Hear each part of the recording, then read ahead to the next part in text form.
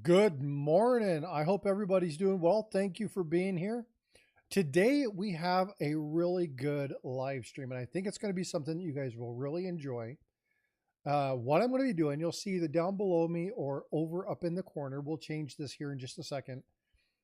We're going to be showing you some images, and the images that you're going to be seeing are either mechanical doubling, ejection doubling, slide doubling, or you might even see an actual double die. So we are going to look at this. Hey, Jack Gallman, how you doing, bud? Good to see you in the stream. Good morning, Siren. Steve Lapointe. Let's see who else is here. Jackalope, Eric Byers with me today. Silverman 92, how you doing? Siren, thank you so much for being a mod and all the support. I greatly appreciate you. All right. Well, here we have again, you know this is coming. Morning, Eric. How you doing? Good morning. How are you today? I'm doing well. Hey, Z Coins, what's going on? Malcolm is in the house. Good day. So again, what I was talking about is I've got some photos. Again, if you're looking down below, if you're looking in the vertical, if you're looking horizontal, it's going to be in the corner. I'll swap the screens here in a little while. But what we're going to do is we're going to talk about some misconceptions that happen in the hobby, especially when looking for errors and varieties. There's a lot of different people who talk about this, but with all the channels that are out there talking about how you can, strike it rich and be big, there are some things that you can look for, but there's also going to be things where you just don't have enough information. And so we're going to be talking about some of those. We're going to show you some examples. I'm going to be going through a couple images, but we're also going to be looking at a few coins. Eric's been able to pull up a couple items for you. We'll be pulling those up, showing them to you, talking about how easy it is to find some of these things. So we'll talk about one right now specifically. Eric, when we were talking about this and we mentioned, oh, hold on, my audio seems kind of low. Hold on just a sec. Let me see if I can resolve that.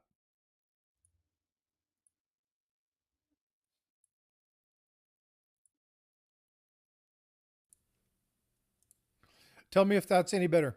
Tell me if that improves it. I should be pretty close. I got my mic here. Let me know if that improves, Coach. Thanks for letting me know.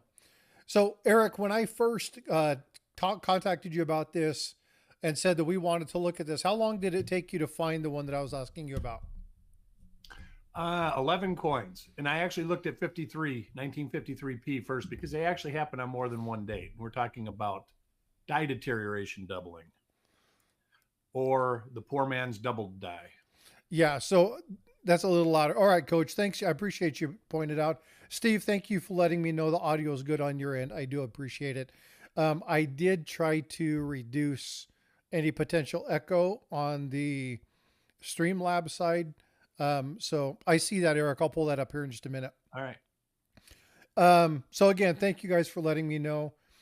But yeah, so the one thing that's really important when we start looking at these is number one, understanding how easy it is to find some of these. And that in itself is usually a clue. Not always, but usually. If you find a roll and they're all exactly the same, you're either extremely fortunate or you've stumbled across a series of like ejection or mechanical doubling. We'll talk about that. But again, now Eric's found, I'm trying to think of what roll it was. It was a 55p. fairly recent reveal, wasn't it? Like, oh, what? Where we What are found we just a talking? ton of double dice. What's up, Yeah, Adam? but 57D. 5070. Yeah, and it had 4 or 5 different double die obverses, but I think 35 of the coins were double dies. Yeah, so it can happen. But again, you're going to be finding differences in those. You'll see different dies and things like that. So, but anyway, we'll get to that here in just a minute. Adam Hartman, thank you for being here. Jack Gallman, good morning. How you doing, bud? Dan McCumber, hope you guys are well. Again, pinned in the top of each one of these is the uh, link to the other side. So if you're in portrait mode and you want to see it landscape, just go click on that link and it'll take you across. Um, if you're in portrait or portrait mode and you want to go to landscape, or excuse me, flip that, reverse it. If you want to go click on the other one, then go ahead and throw that over. Yeah, Eric was talking about that. My avatar is for all of you nickel lovers. He said, I'm sure it's going to frustrate some people because a lot of people don't like looking at nickels. So, hey, me, what's going on, brother? Are you home or are you driving?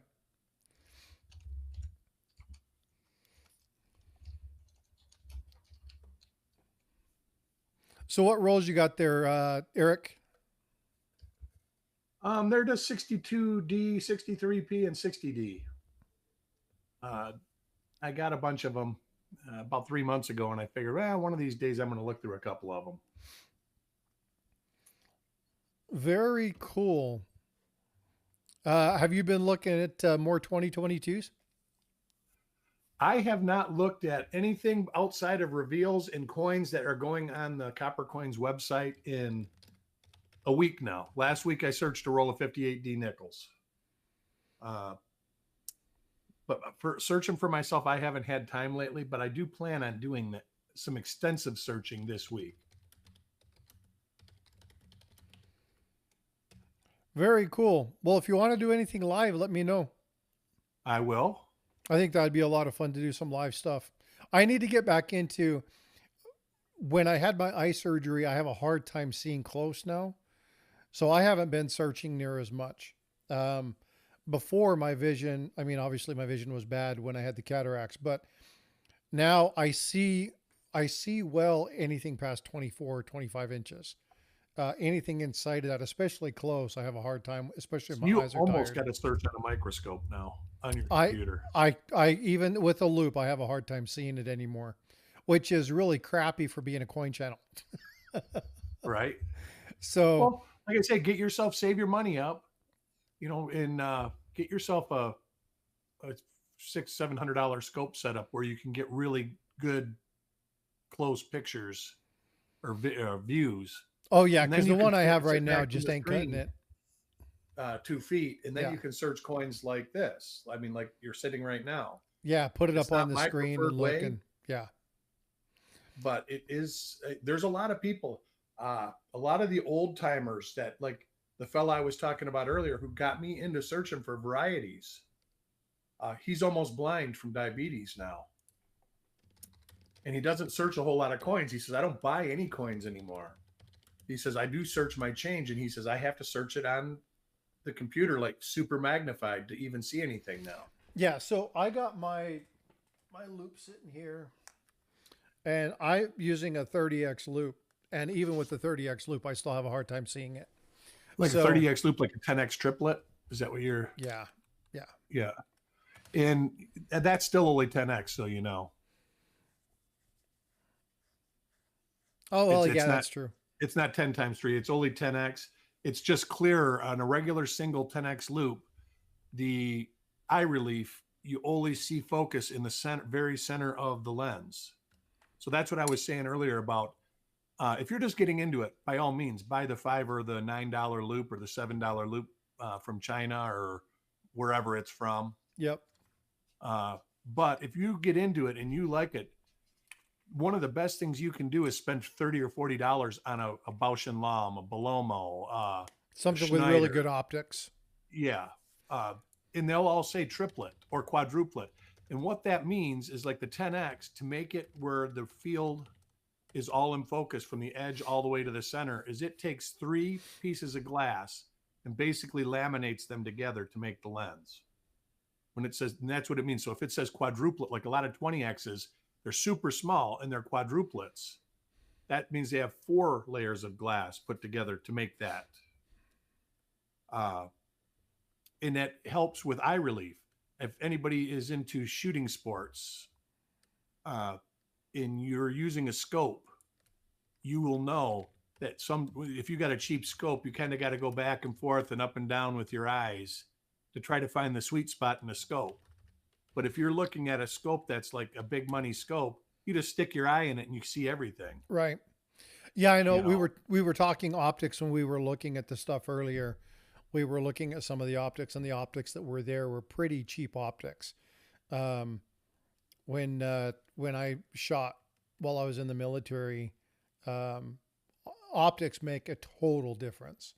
yep, You'll be surprised at how much even a decent shot with a rifle who is good, like steady. If they have good optics, it definitely helps them improve yep. accuracy over the long distance. Um, Optics are everything. So yeah, I would absolutely expect it. And I'll probably bump it up and buy me a really nice microscope. But yeah, it's really important. Coach says, excellent explanation of quality optics, Eric. Thank you. And like I use a 10x, but I use a 14x too. And I actually, everybody goes, well, why do you do that? You see it with a 10x? Yes, that's what my threshold is. Like when I'm looking for stuff, if I can't see it with a 10x, it goes back into the jar usually, or I might throw it in a tube, because what you see in the microscope, that's like 25x or 30x. So you're seeing a lot more than you'd see with 10x. But I use the 14x because I can breeze over a coin and just see it. But you have to be careful when when you start getting real strong optics next to your eyes. You have to be careful that you don't stress the muscles in your eyes out, and you can cause damage Yep. by looking through too powerful of optics. So I that's am what the I use. I cheese. use Hey, it Red Silver. for time. I can grab that 14x and just pop it right on there, and you see it right away. And like I say, my preference for that is this loop right there. It's a 14x Bausch and Lomb, and then I use a 10x Bausch and Lomb. But when I hunt at a show, I use Belomos because they're big. A Belomo 10x is over an inch from edge to edge. Morning, The Paula. problem Good with morning. I'm Belomos. sorry I'm Good late. morning, Paula. You're not late. I'm You're gonna go grab some fashionably on coffee. time. Okay, I'll be right back. The problem with Belomos now is you can't get them because they're made in Belarus. Oh, and all the requirements. With all the Russian-Ukraine thing, they've become hard to get. Oh, we've been dealing with a lot of that lately. Yeah, my recommendation would be go with Bausch and Lomb, Schneider, and there's another company, but you're going to pay 30, 40 bucks. Even the Belomo, you pay 30 or 40 bucks for. So do yourself a favor. If you've been doing this for a year and you're using that cheap loop, go out and buy a good loop or two. It will pay for itself very fast. Yeah, Red Silver, you would think that would be the way to go, right? Get coffee before you get online. Yeah. No, it's all good. So Coach asked, when looking through a loop, do you always use the same dominant eye or do you switch your non-dominant eye periodically? I always look through, actually, I never even thought about it before, but I always look through my right eye. Now, I will say this. Looking, and actually, neither one of my eyes in the blink test show as dominant. Nothing moves either way when I close either eye.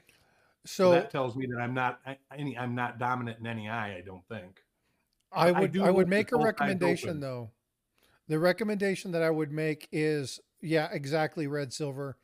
Keep both eyes open.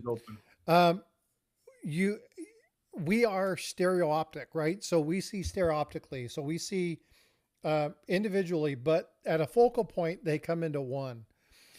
So your brain sees a certain way. When you close your eyes, your mind's eye doesn't see the full image. So it will offset for you. So you will actually not, it's more difficult shooting. If you close an eye, shooting an arrow, shooting pull, whatever, if you bounce your eye, you'll see very slight movements and things. Having both eyes open, even when looking at coins, helps make sure that you're seeing things in your normal standpoint. So you really want to make sure that you are keeping both eyes open when you're looking through the loops. If you have to, when you put your coin up, if you have to put your hand here so you don't see anything below it, you can do that too, but keep both eyes open. If now, some people can't. And They it's have a an muscle thing automatic too. reflex to close the eye, but try always to, when you're shooting pool or anything like that, you always try to use both eyes. And I think a lot of it is habit. You can create a habit, keep your Yeah. eyes open. I think it's natural at first to want to close one eye to look. But yeah, force yourself to try to keep the eyes open. That is a great hint because you get eye fatigue for closing one eye and looking through the open eye. Yep. Yep. And you can look through. So I'm ambidextrous. I can use right or left for most things. So And that's what I was saying. I'll use my Uh, left eye. I'm right eye dominant, but I'll use my left eye for certain things. Like when I shoot pool, so I play golf right-handed. I shoot a gun. I shoot pool. I shoot. I play darts both right and left. Yeah. But I'll even when I play darts. When I play darts, my left eye is dominant. And if you are not aware what eye dominant you are, you can do a blink test. You look at something, you focus on something, close one eye, and if it stays the same, that's usually your dominant eye. Then you close the other eye, and it will usually shift over to the direction. Like if you're right eye dominant, you close your right eye and leave your left eye open, the image will shift to the left. If they shift each time, then you don't have a dominant eye. Go to the optometrist. Well, yeah, but you don't have a dominant eye. Yeah. And see, mine doesn't very shift rare. at all, either eye. I can probably look through. The problem with me looking through my left eye wouldn't be looking through my left eye. It would be holding the loop with my left hand to look through my left eye. Yep. Because I am by no means, while I can write left and right-handed, I cannot throw a ball or anything left-handed.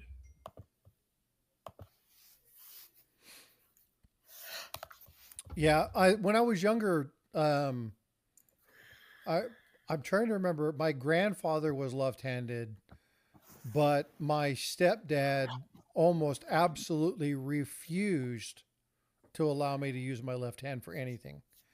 I would initially throw left-handed. I played pool, shoot a bow, shoot a gun. I would go back and forth, and he's like, choose a side. And everything that he bought was always for the right hand. Now, obviously, a pool cue you can use either way or whatnot. But there are certain, like if you're going to use a bolt action, you can't. There's a side for that, right? And so they did, everything was right-handed. So I would go in my grandfather's, and I would use his left-handed golf clubs, and I would use his left-handed 30-30 and stuff like that. So I would go to him and do stuff. Hey, Silver Selling Machine, good morning. And go to him so that I could practice doing both, because my stepdad was like, no, you're not doing stuff left-handed. Like it was totally taboo for him to allow me to do that. Writing, I had a teacher that was like, no, you can't write. Writing left-handed is for stupid people. Well, you know, back when you were a kid, there was still people that believed if you were left-handed, you were evil. Yeah. So there was a lot of people back in the 30s that would strap their kids' left hand to their body so they became right-handed. I'm not that old. My mom was left-handed, and her teacher in school, when she first started school, they wouldn't let kids do anything left-handed. Yeah, made them all so, and my mom's handwriting was horrible because. And that's a religious thing. It actually goes back to religion. Yeah, I had an English teacher in elementary who just would not. She would not allow me to use my left hand to write, because when my right hand would get tired, I would shift to my left, and you're drawing A, B, C, D all the time, and I would go back and forth. And now my lettering on the left-hand side is nowhere near as clear as it was when I was a kid. But you go back and look. I think I still have some of my stuff as a kid. My mom has sent it to me. But I was told I could not be left-handed. Now my mom was, she'd never cared about it. But my granddad was like, if you're left-handed, you're left-handed. If you're right-handed, you're left-handed. Not a big deal. But yeah, that teacher was like, no, no, no. Mm-mm. So Steve Lapointe says his parents were both left-handed. Yeah. Tiger, same thing happened to me. I think it's a pretty common story about the left-handed thing, but I have 3 grandchildren that are left-handed. 3 of my grandkids are left-handed. yeah. So I think you see more today than you did before because now it's no longer taboo. Right. They don't force you to not Yeah. be left-handed. So, but yeah, I'm not ambidextrous in everything, but like I can shoot a pool right or left-handed. I can shoot a bow right or left-handed. I can shoot a gun right or left-handed. I can play golf right or left-handed. Way better right-handed than left, but if I ever get into trouble, no problem, pitching out into the fairway left-handed, not a big deal. Right, better left-handed now than I used to. But I throw darts just as well with my left hand as I do my right. So, but yeah, it's I wish somebody would have fostered the ambidextrous part of things because cool stuff. Hey, Kevin, what's going on? Good morning, brother. Or Fancy Kevin, as many people call him. Dan McCumber says he's also a lefty. My parents, if they were still alive, they would be 95 and 91. Oh, sorry, Steve. Yeah, that's a bummer. Tiger with the $5 super chat. Same thing happened to me. Trying to learn wrestling moves with the right-handed body with left-handed mind was rough. Thanks for the super chat, brother. Appreciate it. All right. Well, let's go ahead and dig into this now that Paula actually showed up. I didn't even trigger her. I even tried. Yeah. Did you see this, Paula? What? The rolls? Yeah. He knows how much you love nickels. That's okay. They're early nickels, and you can find stuff. Oh yeah, there's lots of stuff to look for. Like I said, I've had a box of 30 rolls on my bed for 3 months now, or on my guest bed, and I think I might be having a guest come over, so I actually got to clean this thing off. So it's like, well, maybe I should actually go through it and work it up and put it where I know it's at and see if there's anything good in any of the rolls. Morning, Eric. All right. So we talked earlier about a coin. And as I was talking about this subject with Eric early, because Paula was still sleeping. No, it's all good. I'm just giving you grief.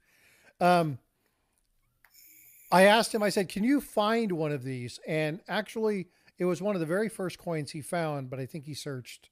How many? I searched a 53p roll that was on my desk. I said, because it happens in not just 55, it happens in 51, 53, 55, even 54. It can happen on any date. Right. Yeah. So real quick. It was prominent in those days. Yeah. Paula and Eric, don't answer, please. Okay. I know you guys know what this is.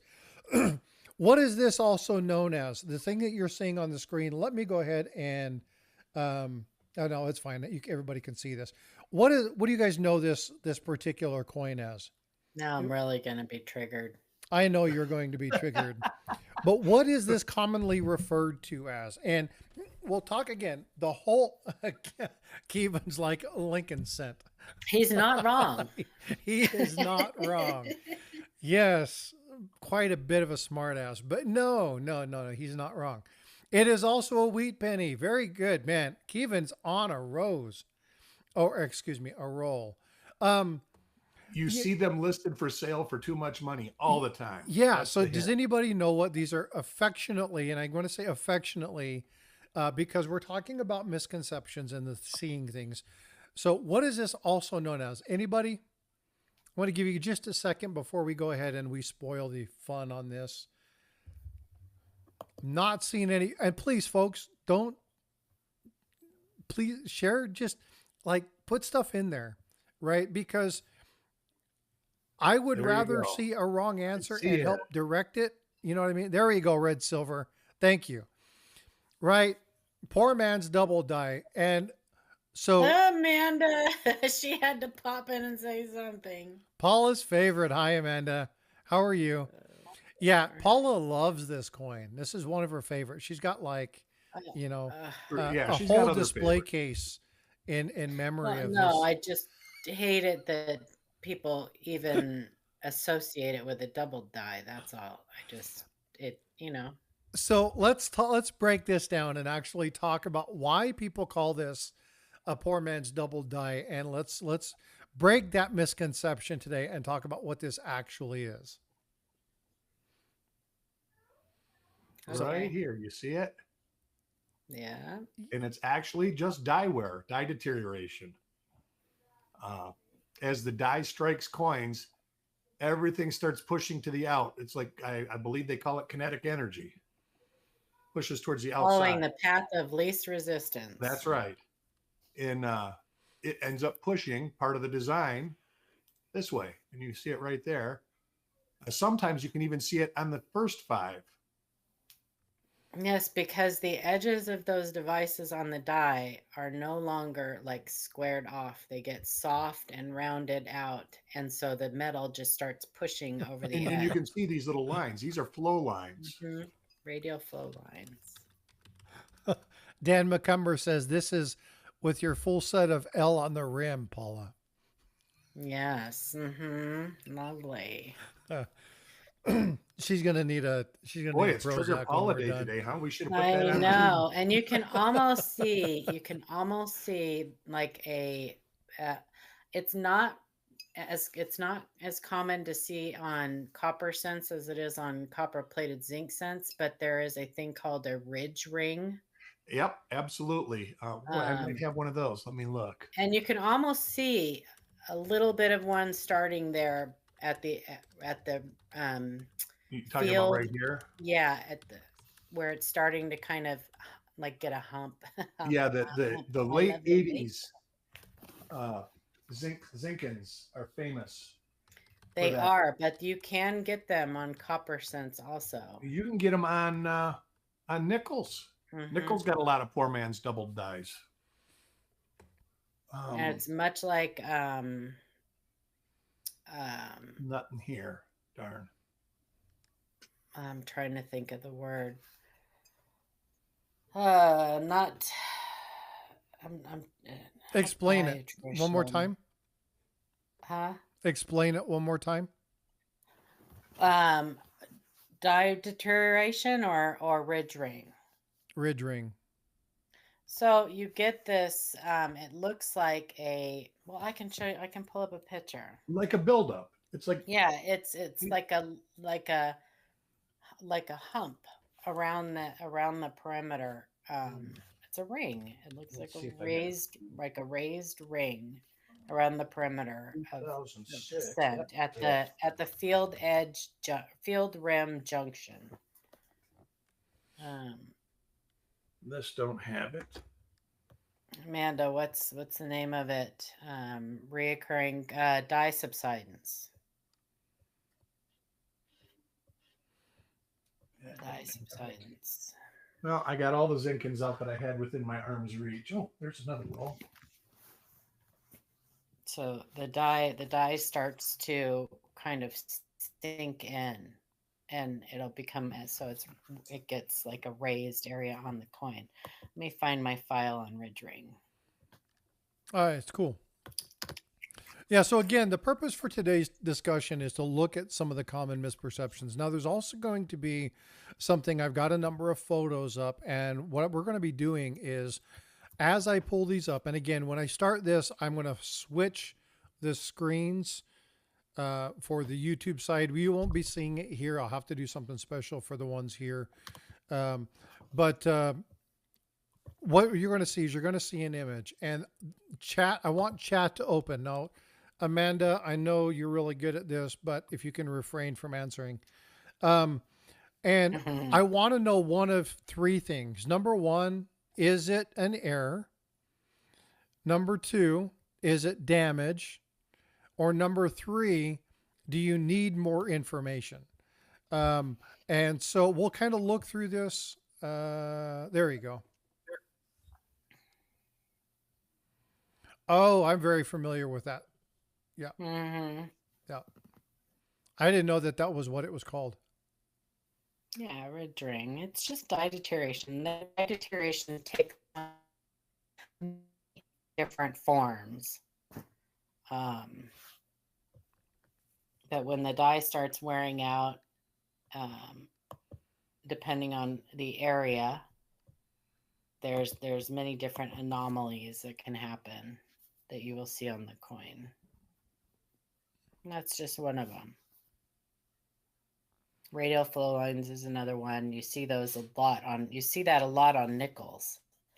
On Yes. nickels, you get a thing called dye devouring dye wear too, or that's just excessive dye wear, like early on dye wear. Well, nickel dyes, do they wear out so fast? They do wear out fast. Yeah, and they go to late dye state real fast, and especially like in the 60s, you can get late dye state coins. I think that's why there's not a lot of RPMs and doubled dyes found in nickels, because a lot of the coins you're looking at, they might be doubled dyes, but they're late dye state and you can't see it. Wexler used to list a lot of them, especially on like Lincoln Cents and stuff like that, that were just like smears. And he since has taken them all down. Is that because the how hard it is to actually mint a nickel? I think it's the hardness of the actual planchet, and it just wears the dyes out fast. The bigger the coin, the less coins they get out of a dye pair. Smaller the coins, the more coins they get out of a dye pair. So dimes are the easiest to make the dyes, and dimes, I believe that their dyes last longer than any of them. And I believe that the current goal for pennies and dimes are 1 million coins per dye pair. Not that they get 1 million, but that's what they're trying to produce dyes that they'll make try if they can. And I have heard that like $50, that they try to get 100,000, but they rarely get 50,000. Yeah. Quarters, they try to get 250,000. They rarely get 125,000. But it could possibly be one of the reasons why it costs so much for the mint to produce nickels, because they just have to make more dyes. And dyes right, are you can not see that. cheap. These rolls right here, I'll pull some examples out. I guarantee you when I open these 5 rolls up sometime in this next week, that there'll be a lot of coins that are such late dye state. It's just like from 2 feet away looking at them, they look just like a regular coin. But if you put them under magnification, they're going to look like the 55p did, but probably worse. So, Paula, did you know that when the U.S. Mint is pressing nickels, the mint doesn't make sense? Right. Sure it does. It makes 5 cents. But I know. Anyway.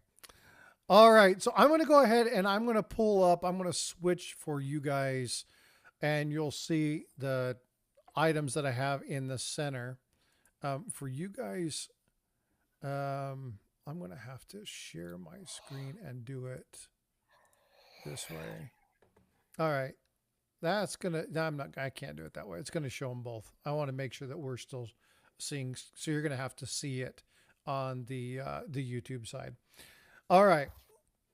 So what I've got here is I've got a series of about 10 images. And what I want you to do in chat is when I show you this, so for instance, let's look at the image that's here, error or damage.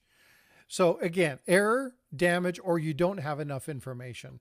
So when you look at this particular coin, what is this? Can you tell me if it's a damage coin? Can you tell me if it's a error, or do you need more information to be able to classify this? Okay. So we'll go ahead and look at, so Ed the Lorax says it's a dye chip.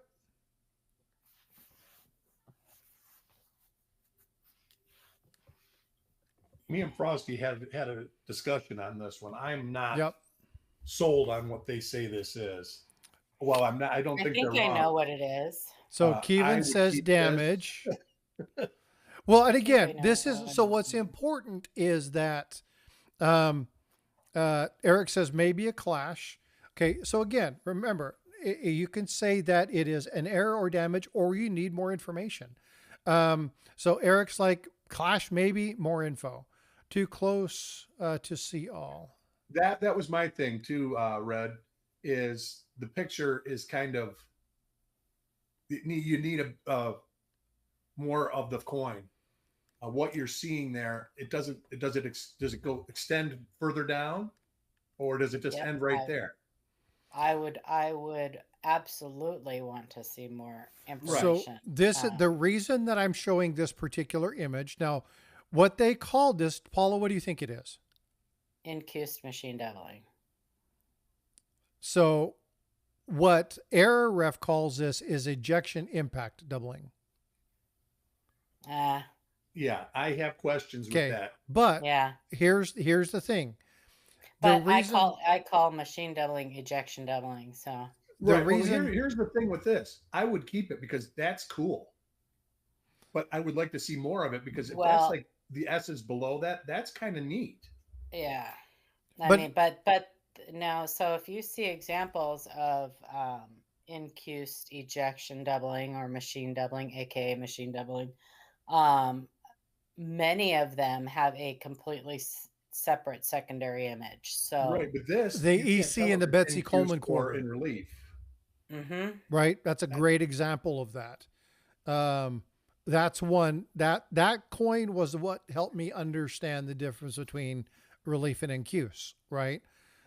Because I knew all the right language, but I didn't understand incuse. So even though I understood it correctly, I was saying it backwards. And so when you look at something like this, you need, in this case, you would need more information.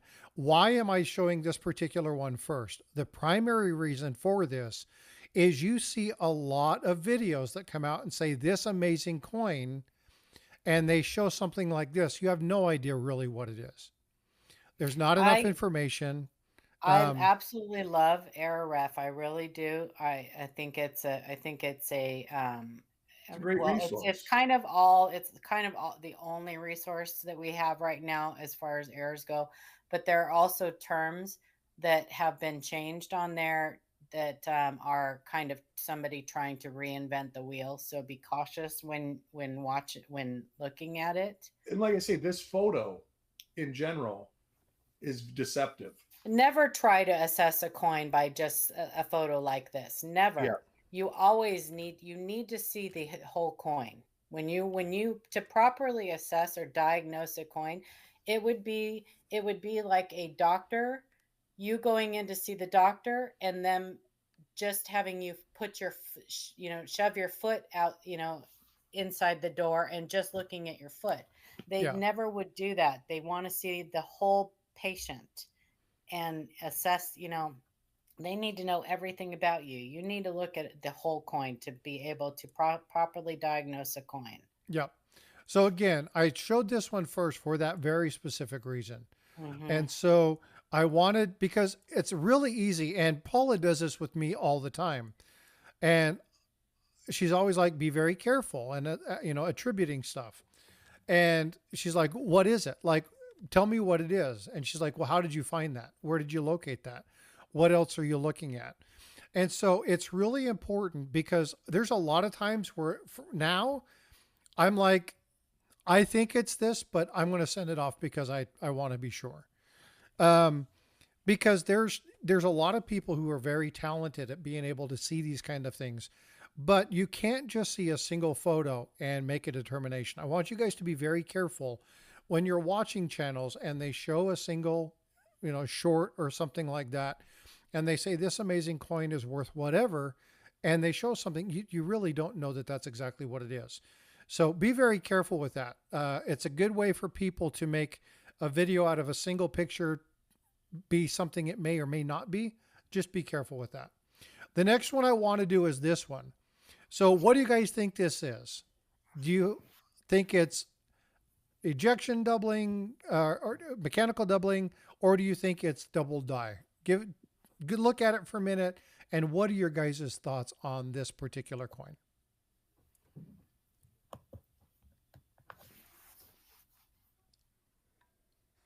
This is hard not to play. I know it's hard not to play. I'm gonna go get some coffee. What I want you guys to do is, again, there is a right and a wrong answer, but what I want you to do is I want you to kind of look at it and just be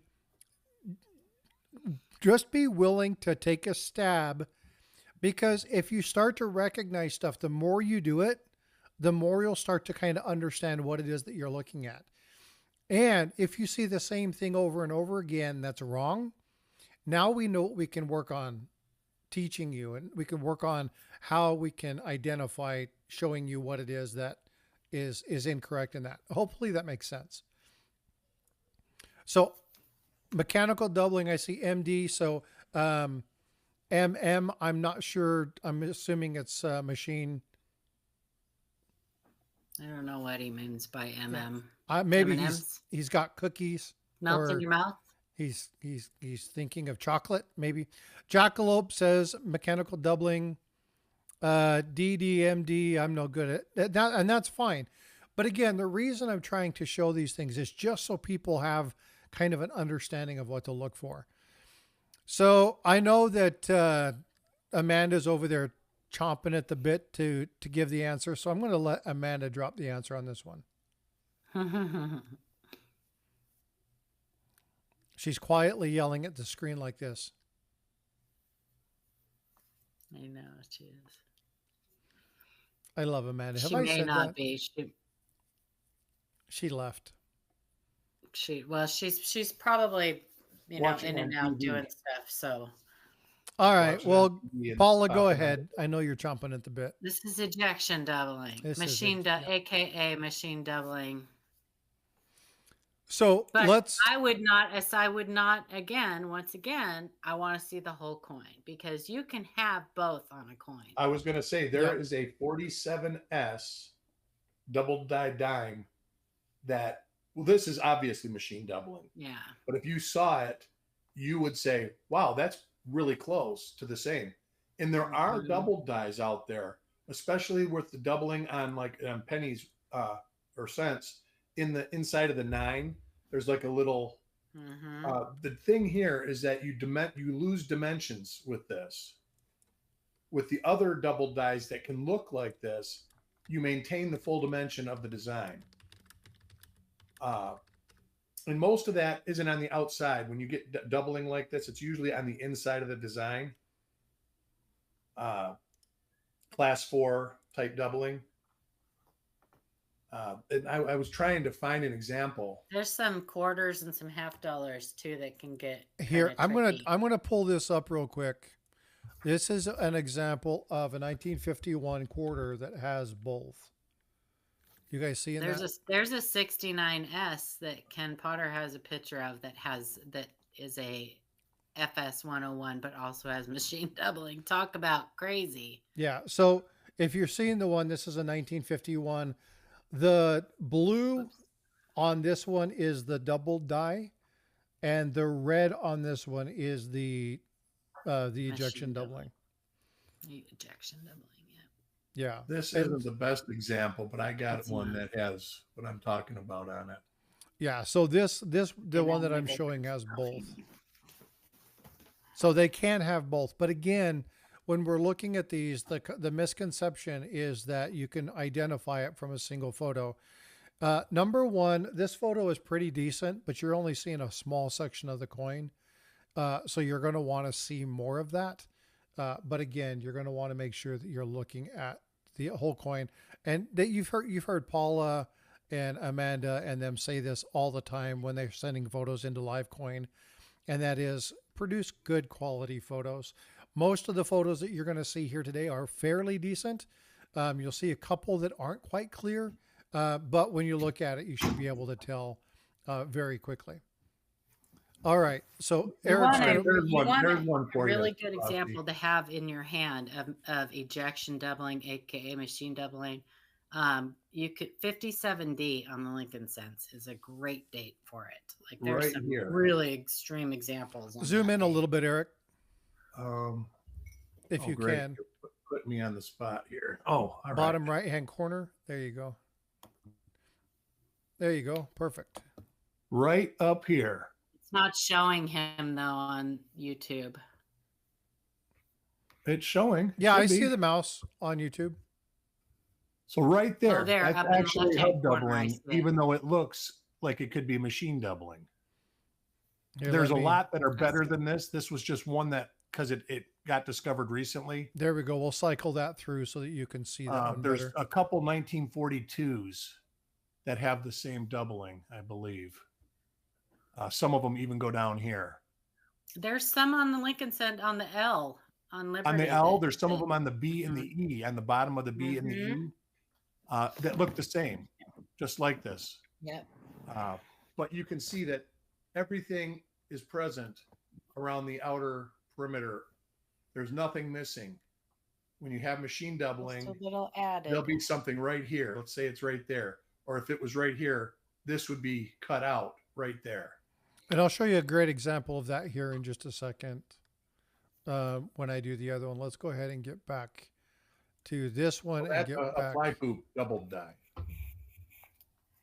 It's a fly poop. The one that always gets me is the windows on the formative, or not the formative years. The is it the legal? Oh, the presidential. Yeah. Is it Or the presidential? presidential? I or- can't remember which one it is. I don't All know. right, so here's the next There's both one. of them. Log cabin and presidential have little baby Log windows. cabin's got it on the little. Oh, it has logs the end on of the logs. Yeah. Yeah, Yes. that one give you I don't eye even strain. look for those. I can't. It gives me a headache. I do, but I only do it when they come across. I'm not going to, I've got like a bunch of rolls. I don't open the rolls to look for them. I bet you some of you would even know what the date on this one is. I bet I do. there are many do. people that do. And mint.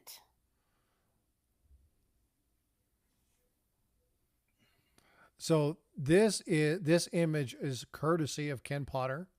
I've got the link if you want to actually see one of his items. I'm going to go ahead and put that in chat if you want to go and check that out. This Yeah, is I'm like, wait a minute, what min is F?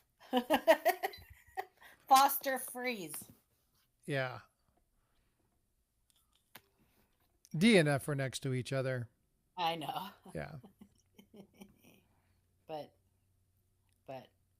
close, but not. But not that's a small. nice one. Yeah, so this is obviously, so again, in chat, 1964, very close. 70. Yep. There 19. is a couple nice 64D double dice. There's some quadruple. Yeah. Yep. So, but this is a 74D. I found 5 of these in a bank wrapped roll back. 25 years ago. Absolutely amazing specimen. And you can see the doubling. Now, the one And thing, fairly common. yeah, believe it and or yeah, not. Not uncommon. That's something like all these definitely people that can be search half found dollar. in searching for Mm-hmm. half dollar. This is something you want to look for. You see These- a 74D, you want to look for it because it's Yeah. worth more than silver. All of the errors, the actual double dies that are here, whether they're double dies or hub doubling or whatever it is, are all found. The ones that are here, they're all listed in Ken Potter's Find It and Pocket Change. But it's also listed on his site. And I've added this one in on both chats. You can see this. You can go to his reference. You can see the photos. Now, the photos that he has on his turn out this very small little itty bitty picture. But you can still see the image, and you'll see that this image was taken from Ken Potter stuff. But again, Yeah, in his group, he oftentimes you will just see like one photograph of just one part of the coin, because that's what he will do. He won't like take a ton of pictures and post them. He'll take one of just like the most relevant area on the coin, but he also gives you a complete like description of what you're looking at. correct. Now, the one thing that's really easy, Hey, heavy metal, what's up? Good to see you. The thing about this is you're looking at additive. Now, when I'm talking about additive, this is something I hear Paula say all the time. It adds to the design element. So when you see this one, each one of these adds to the overall design. You can see how thick it makes it. You see it's nice, clean, and clear. There's no shelf-like appearance. There's no reduction in the actual relief of these items. It's additive.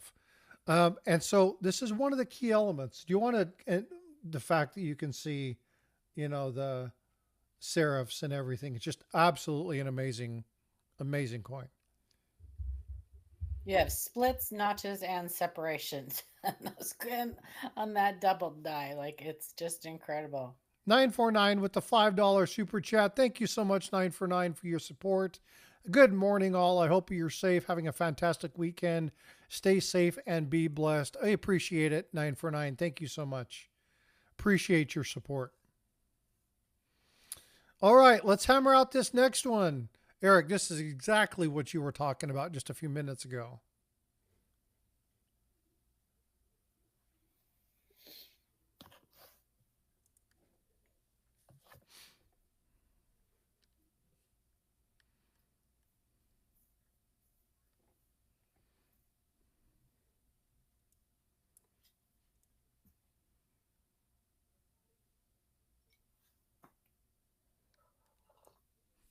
And please, if you're watching, feel free to participate. Again, understanding kind of what you're looking at.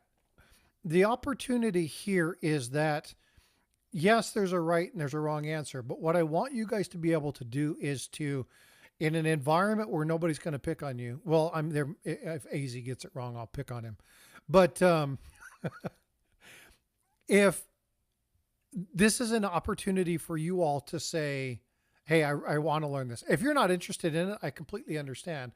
But I want you guys to have an environment free of any kind of, well, you don't get it.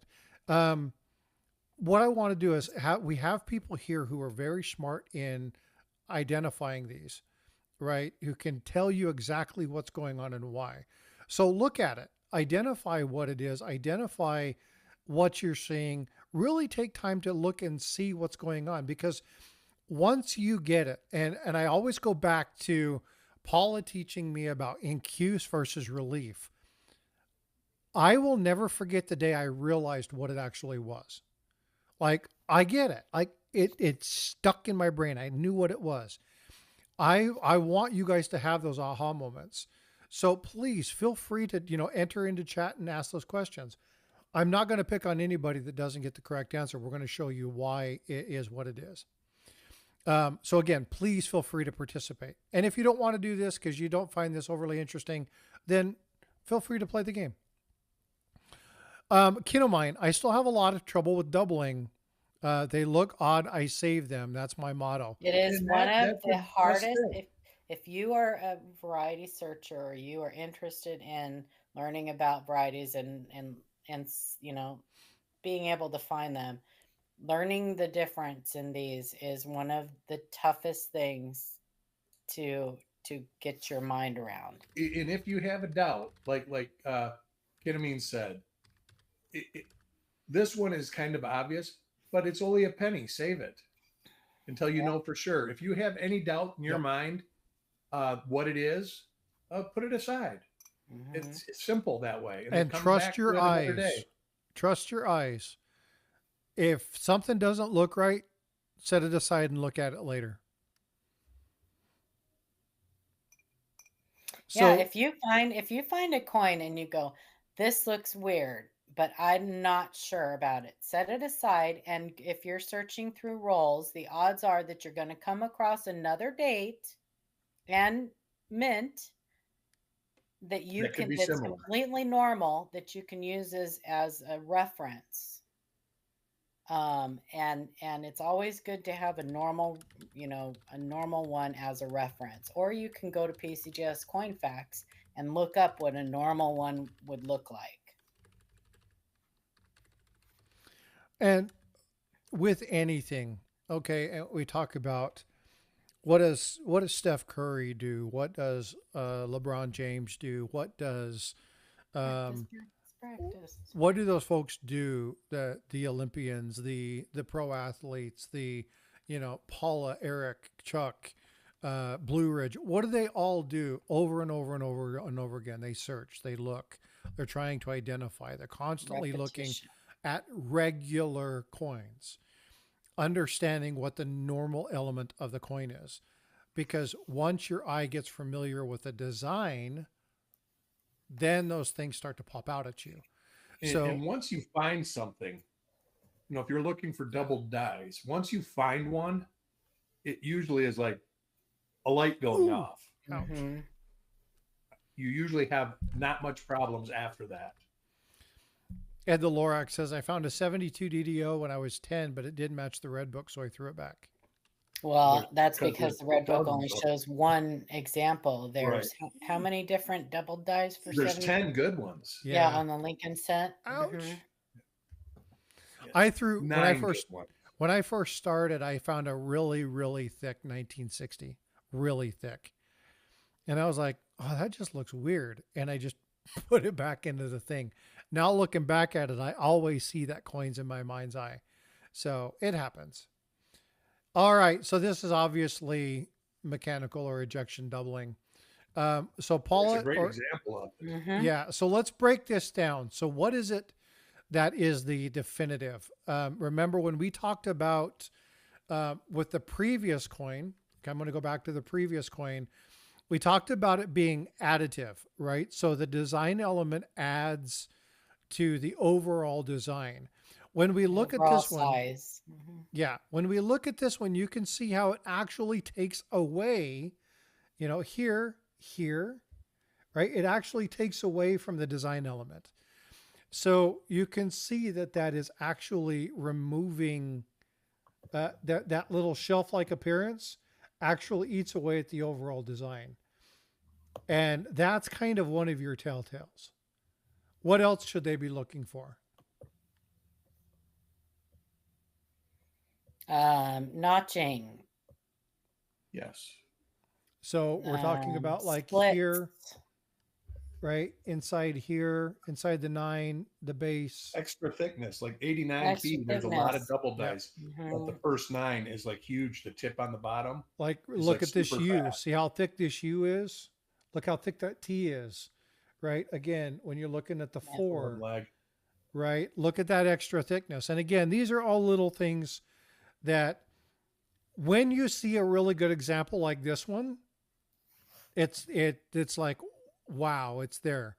But you can see ones that look like this that are ejection doubling, right? You can see ones that are that. But again, anyway, you're looking for the like the less amount, not less amount. Help me, I just went blank. My mind went numb. Subtractive element. But you'll notice that it's not like the secondary image on that, along with being flat and shelf-like, it's lower in relief. It's not like the same relief, and it comes Right, but it back takes in on away. itself. It comes back into itself. And if Yes. you took a pen like a Sharpie and you filled that flat area in with the Sharpie, like colored it, it would just be the normal, like the 8, for example. Right. The It normal would be the design. normal 8. There wouldn't be anything added to it. Yep. So So it that's a kind really of good example of the ejection doubling or mechanical doubling, whichever one you want to call it. But if so you are playing in the sand and you're building like a sand castle, and you build a mound of sand, and then you push more sand up against it, you have like a secondary image on the side of it. But if you take your hand and you push that sand down, then it takes away from that mound and Yeah, just the makes a overall little dimension. step. That's the same thing as the difference between adding to it, adding sand to that mound, or pushing it down and taking it away. that is a great analogy. That is a great analogy. Oh, by the way, Paula, you Sure. made a recommendation and my zinc comes in tomorrow. Oh, to do the plating Yeah. like thing. So I'll be working on that sometime this week. Cool. All right. This one's a little bit more difficult. This is a tricky one. Paula, shh. Okay. This is a little bit trickier. We actually featured this coin on our live stream. I know you did. This is where I Yes. got the idea for it. The first time it was ever written about or anything. So is mechanical and machine doubling not a big deal in varieties? So 949, mechanical or ejection or machine doubling is technically a damaged coin, correct? Yes. It is damaged. Yeah. Yes, it 100% damage. It is post minting damage. Yeah. The And minting so process has ended. you And want you're to, into the ejection part. and there are people, and we've learned, and we've saw this in various people in or out of our community that try to take these things and sell them for something that they're not. Be very careful with that. Try to get an FS number or try to get a designation. I'll be right It's back. not called designation in errors. That's in varieties. Is it a designation? Attribution to designation. I always get those mixed up. Attribution is for Varieties, right? varieties. I guess it could be for errors too, but designation fits.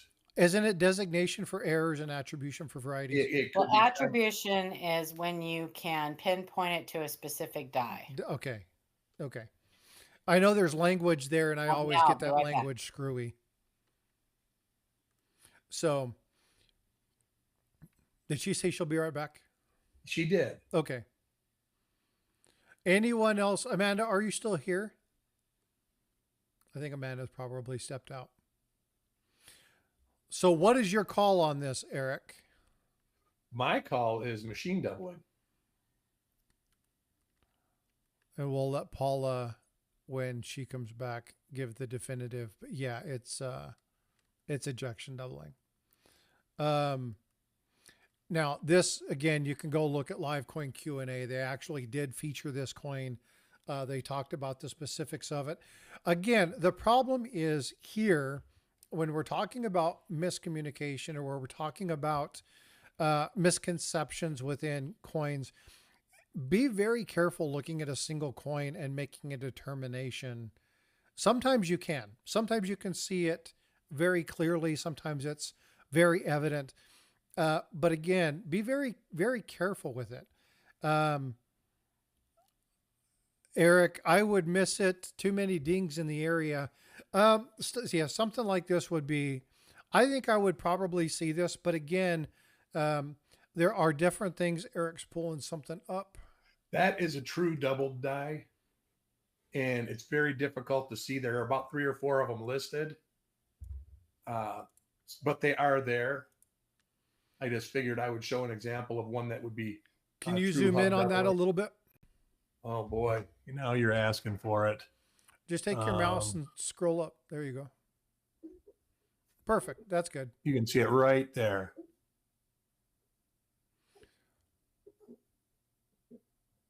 Yeah. So the And that one thing is a Brian Ribar photo. The one thing about looking at these, and you guys, if you haven't heard me say this, 949, basically they're not worth keeping. A lot of people like them because some of them are cool. Okay. So like the one that we did with the 2 S's next to each other that had the S down below. That's a really cool thing. Now, does it make it collectible? If you like it, but does it make it valuable to everybody else? No. So collect what you like, but just understand what you have. Just because you like it doesn't make it a valuable item. Okay. So there's a lot of people who like some of the extreme mechanical doubling or the machine doubling or the ejection Yeah, I doubling. mean, there's some people that actually Yep. collect machine doubling, Yeah, and you keep it always if you like hear it. Yep. you But always just hear people say, "Well, there's no value in it." Well, to them, there obviously is value to it, but it's damage.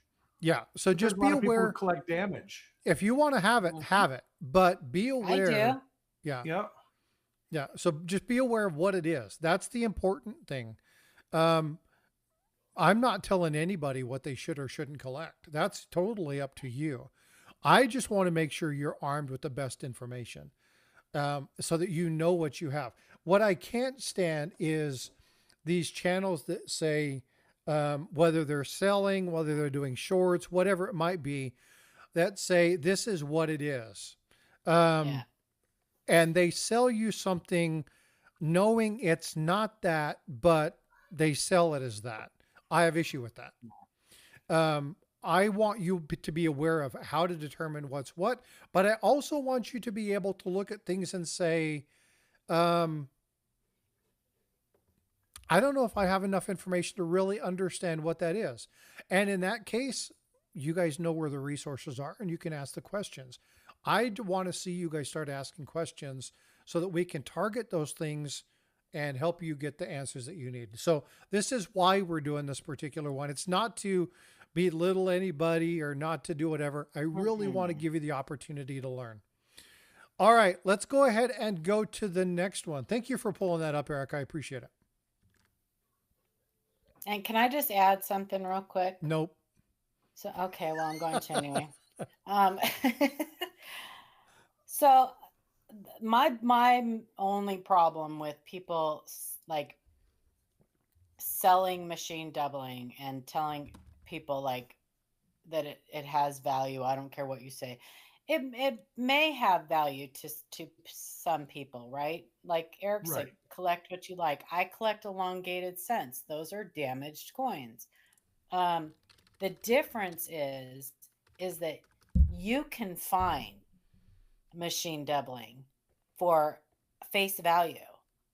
So why would you go out and pay somebody for Right. something that you can easily find on your own? It's that like it is so common that you know Especially you in can easily certain find it years. for yes, you can Certain easily years, it's find it. crazy. Like that 1989. That's actually, if Mm-hmm. you were going to keep one, that's a great example to keep because there's not tons of them. Like 69S, 70S. Right. There's Right. literally tons of them.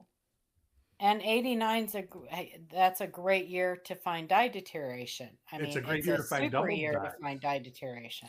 Hey, I mean, there's there's a But lot of things. It's an the underserved difference year. between paying for machine doubling damage and paying for an elongated cent is that I can't just go out and find those elongated cents in pocket change. You know, I right. collect them by like type or where they're from or You can find them in that's the the difference. Coinstar. I found one in a Yeah. Coinstar. Well, yeah, that's true. People do like they will throw them in their jars of change or whatever, but yeah, that's not real common. But All right. This one's yeah. a fun one.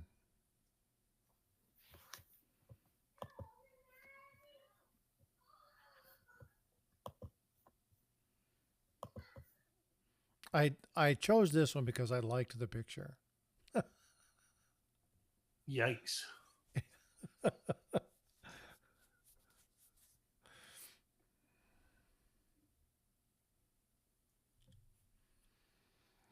So the secret with looking at this one is look at the entire face.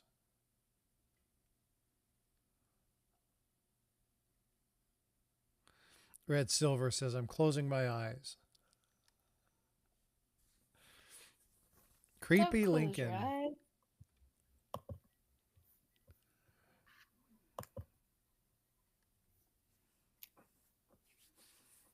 Not a lot of guesses on this one. Kid This of one's a mine says tougher I'll one. keep it.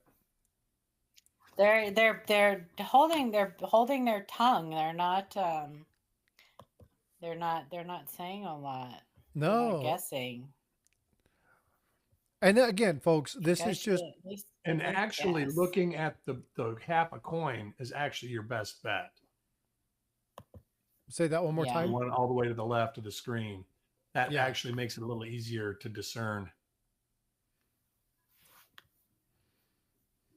This is a cool one. This is one if I found I would keep. Right. Red Silver says, I know how he feels. Close, Anthony. Somebody had a late night apparently. That's actually, to me, is close enough almost. Yeah, it's close. All right, so I This think we're may not be going to entry get too many determinology. answers. Paula, what's your call? My call is this is slide doubling, but it is also just a form of machine doubling. Yep, it is On here. slide doubling. Yep, that's exactly what it's listed Yeah. as. Push doubling was a great guess. Yeah, because there can be extreme examples of push doubling too. Yeah. So Streaker says a bad day for Abe. Yeah, so this is slide doubling. I really liked the photo. Again, all of these were pulled from AirRef, and I've got different links in these photos. I'll be putting this in chat so you can see the references for these. But again, you can look at it, and there's a couple different things to give you kind of areas to look for to identify what that is. Paul, you want to walk through kind of what points this to slide doubling? So it is exactly what it says it is. At the ejection, after the final downstroke of the die just kind of slides across the coin as it's being ejected. So And the this was coin's a hot, really really loose mechanism. This striking chamber had some issues. And you got to remember the temperature of the planchet. It's hot, so it's soft. It is. It's so at the point that the coin is struck, the metal becomes almost liquefied. 16 to 1800 degrees at the Yeah. time of impact. And so it just kind of smears the design. It's a very extreme example and not common to find.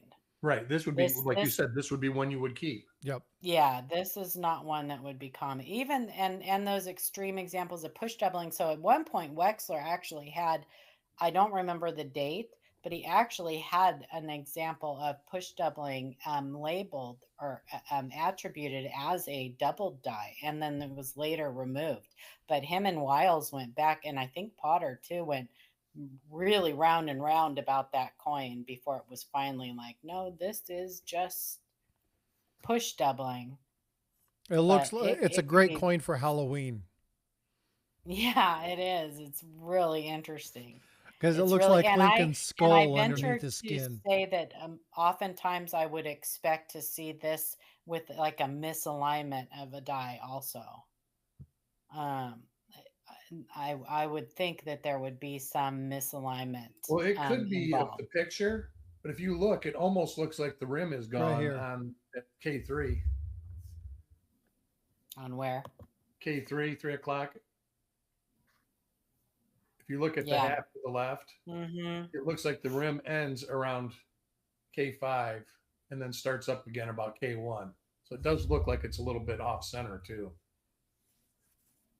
Yeah, I would need to see both sides to see if it's off center or if it's Right, misaligned. But yeah, Yeah, pretty it could cool. be. It could happen with a tilt too. You could have a tilt. A partial color or.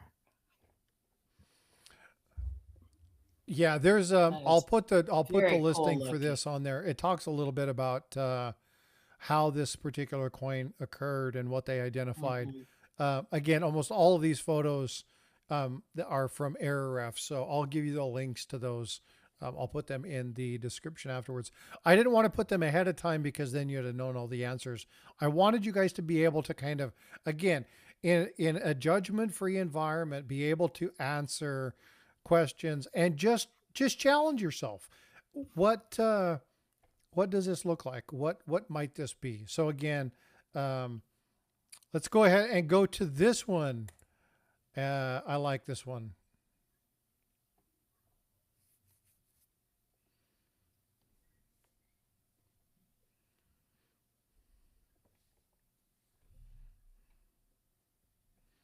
Ha. Eric said the same thing the first time he seen it. Ha. Ha. So there's one problem with that, Red Silver. Can you tell me why there's a problem with your answer? No, great learning point, right? This is a great, It is. great opportunity. And this is why I want you guys to answer, because yeah, there's no omit. So again, you're talking about the New Orleans mint Well, by there this is. time. Well, There but just by hasn't this time, the been New that Orleans mint had closed. 150 Yeah. years. Yeah. And so now it very clearly looked like it could possibly be an O, but Mhm. understanding the minting process, understanding the mints, the time frames, this is, again, it's a great, great insight. So again, no wrong answers, right? Everything is an Right. opportunity to learn. And so I appreciate you putting that in there, because it allowed somebody else to learn something they might not have known. So again, And this just is remember exactly what I want people to do. how these occur. They put mint marks in by hand on every die up until 1989. There's even some in the 90s on the dimes that supposedly were done by hand. Now they're on the actual hubs. The mint marks are on the hubs. So if you get a doubled mint mark now, it's an actual doubled die. But these were all struck by hand. So if it didn't strike, didn't go far, they look at it, needs to be hit again. And obviously they missed a lot in 1960. Yeah, he just lifted that punch up in between. Or it bounces, because they Or hit it with a she. hammer. Yeah. Or Yep. she, right. I think probably he, though. I'm not sure that there were a lot of die sinkers that were female back then. There were a few. then. There was I actually wanted to do a story on it, and that was when I had my other computer and it died. All my research Die was sinkers? crunched. Yeah, at the Mint. That was when we're looking at the 1953 with Shay. And I was looking at some of the stuff, trying to understand some of the stuff, and I've lost all that data when my other computer crashed.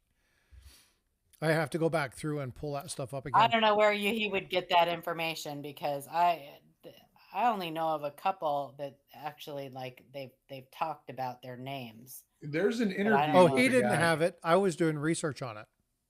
Oh, There's I an don't know interview with the any guy that females. punched mint marks for years, and to get into it, Yes, he was like, they were like, the it same was guy's done it McCarthy forever. or It's like, it was like a family thing. McConty or whatever. All right, Whatever so his let's, name was. Yeah. Eric, I'm going to let you call this one out. Which one is this? This is RPM 13. RPM 13 is correct. 1960D RPM 13. You can go to coppercoins.com. Eric, if you want to throw the link into this particular one for Copper Coins, I would greatly appreciate it. So yeah, this is a D over D, D North. Great example. Ken Potter said that it's actually one of his favorite RPMs. And he's got this listed on his under other forms of doubling. It's a great example of a repunched mint mark. And that link is in chat. So the one that he just put in, that's the Copper Coins listing. And the one down below is Ken Potter's. Yeah, and you can see that the weak little D that you see there. You can see that it matches like the inside shape of the D.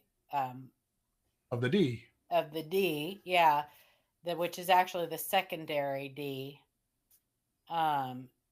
Because whoever did that started to punch it in, and then for whatever reason they lifted the hammer and it moved or whatever, and then they finished it and it went in deeper into the die, and that's where you get the primary.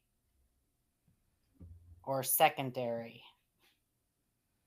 It's very strange to say that because you want to look at the weak one and say that's the secondary, But but that's the actually primary. Well, it can be either way. yeah. They were caused by two different things. One was caused by not hitting hard enough. The other was caused by what was called a hammer bounce, where they hit it and everything bounced up and then hit again. Yeah. A peck and a kiss. Yeah. A peck and a kiss. There you go. Yeah.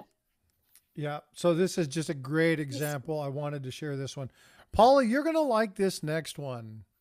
I like them all. Yeah, but this one is pretty cool. If it gives me a chance to talk, I like it. You like talking? Hey, 949, thank you for being here. I appreciate you all.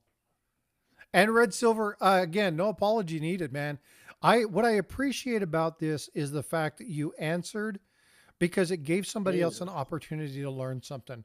I understand exactly why you said this, but again, even in our mistakes, I am 100% about making mistakes and things because that's how we learn. The key is not to reproduce that mistake over and over and over again.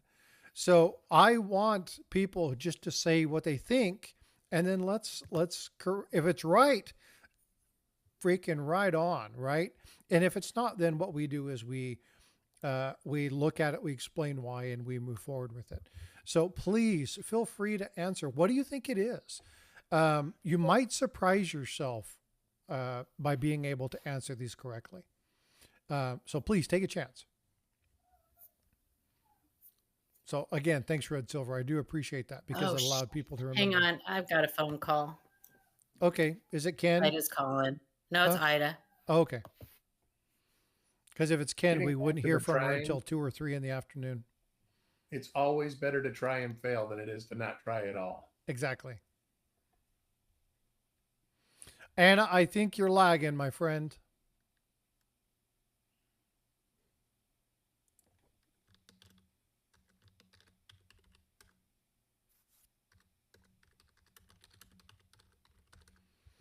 So what do you all think this one is? I saw this and looking at it, when I saw it, I was like, I can't read. I want to try and figure this out. I didn't get this one right. I thought it was going to be something else. And then when I started reading about it, I'm like, oh, it makes sense. Any guesses? Any guesses? I'm not seeing any guesses. You and I talked about this one already, right, Eric? I think so.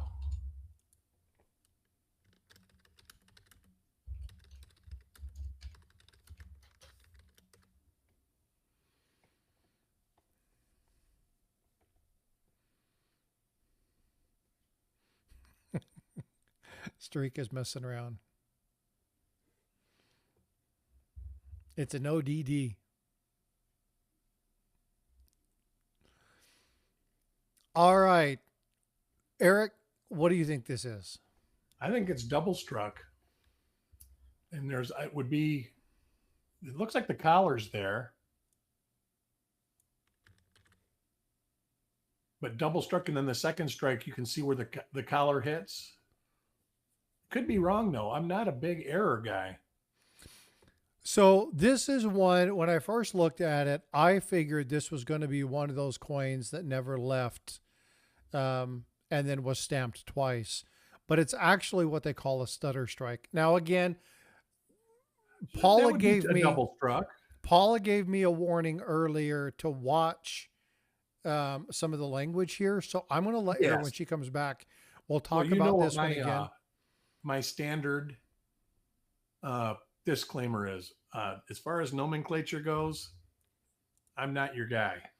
Yeah. And again, I pulled these from Error Ref. She'll be able to talk about this, but this coin was struck twice. It stuttered, it bounced. And again, I think it falls under, if I look at it, it falls under the ejection double still, because that would have been shifting. Tiger's back. All right, brother. Good to see you back.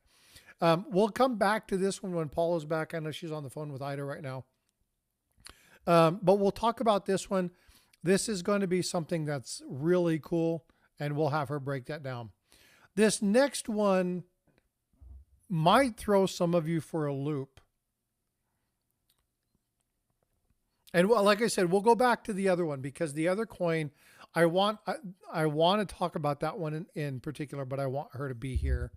Welcome back, you sleep deprived cat. 949 decent tiger.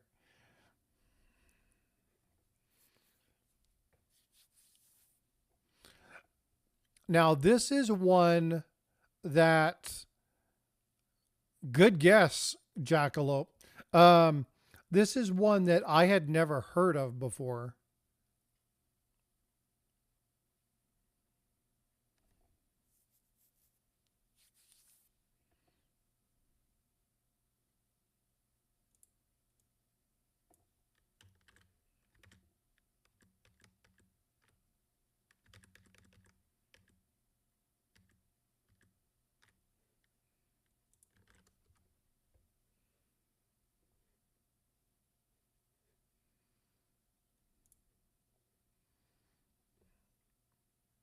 Oh, I don't know why I did that. Why did it do that? Trying to do something that didn't happen. Let's see if I do this again. Trying to pull something up for you, but unfortunately it doesn't seem to be wanting Sorry to about paste. that. She was just checking on me. Oh, it's all good. No worries.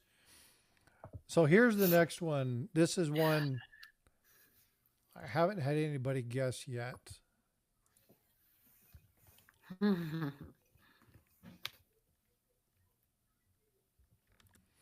Eric says, out of collar strike. I don't see Jack's comment. Oh, he retracted it.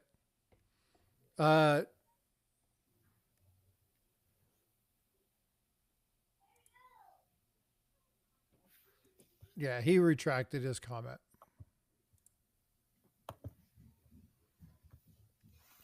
All right, great Scott. Have a good time at the coin show, bud.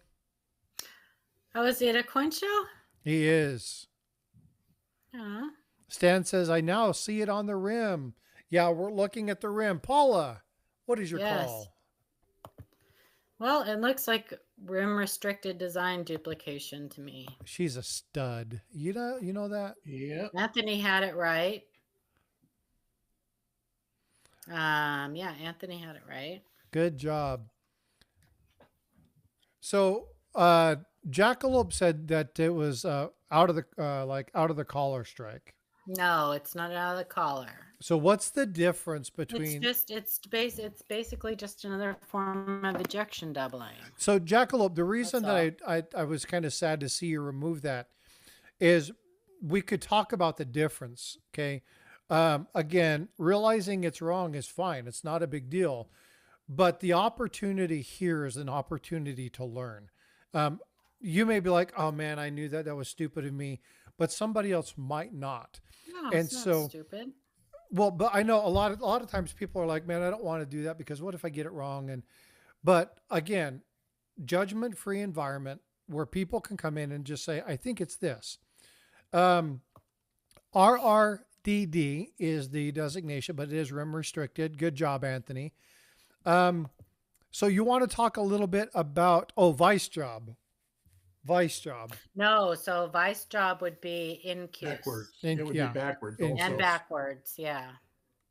This is actually raised because it is hit by the die again. It's not actually struck, it's just hit by the die. Because it just kind of comes up, it doesn't press it. The die. It hits the die. Yeah. Bounces up and hits the die. Very cool. So here's the one that I wanted to go over with you.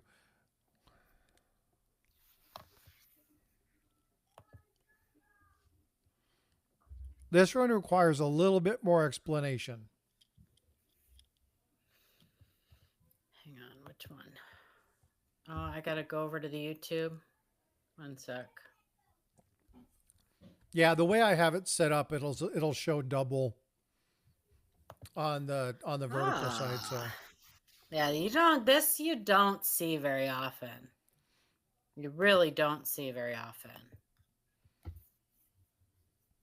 That's a type 3. The type, you mean stutter strike? I'm not sure what type stutter strike it is, but it's a stutter strike. It is a stutter strike. So let's talk a little bit about this coin. So when I looked at this one, I was like, oh yeah, that's been double struck. But what actually happens in a stutter strike? Well, there's different causes. Most of the time it's a planchet issue. Planchet / collar issue. I know. You know. Then I you know. say it. Yeah. It is because the hammer die is not restricted by the anvil die in the planchet moves within the collar. The planchet moves. So it's actually double struck. Planchet / collar issue.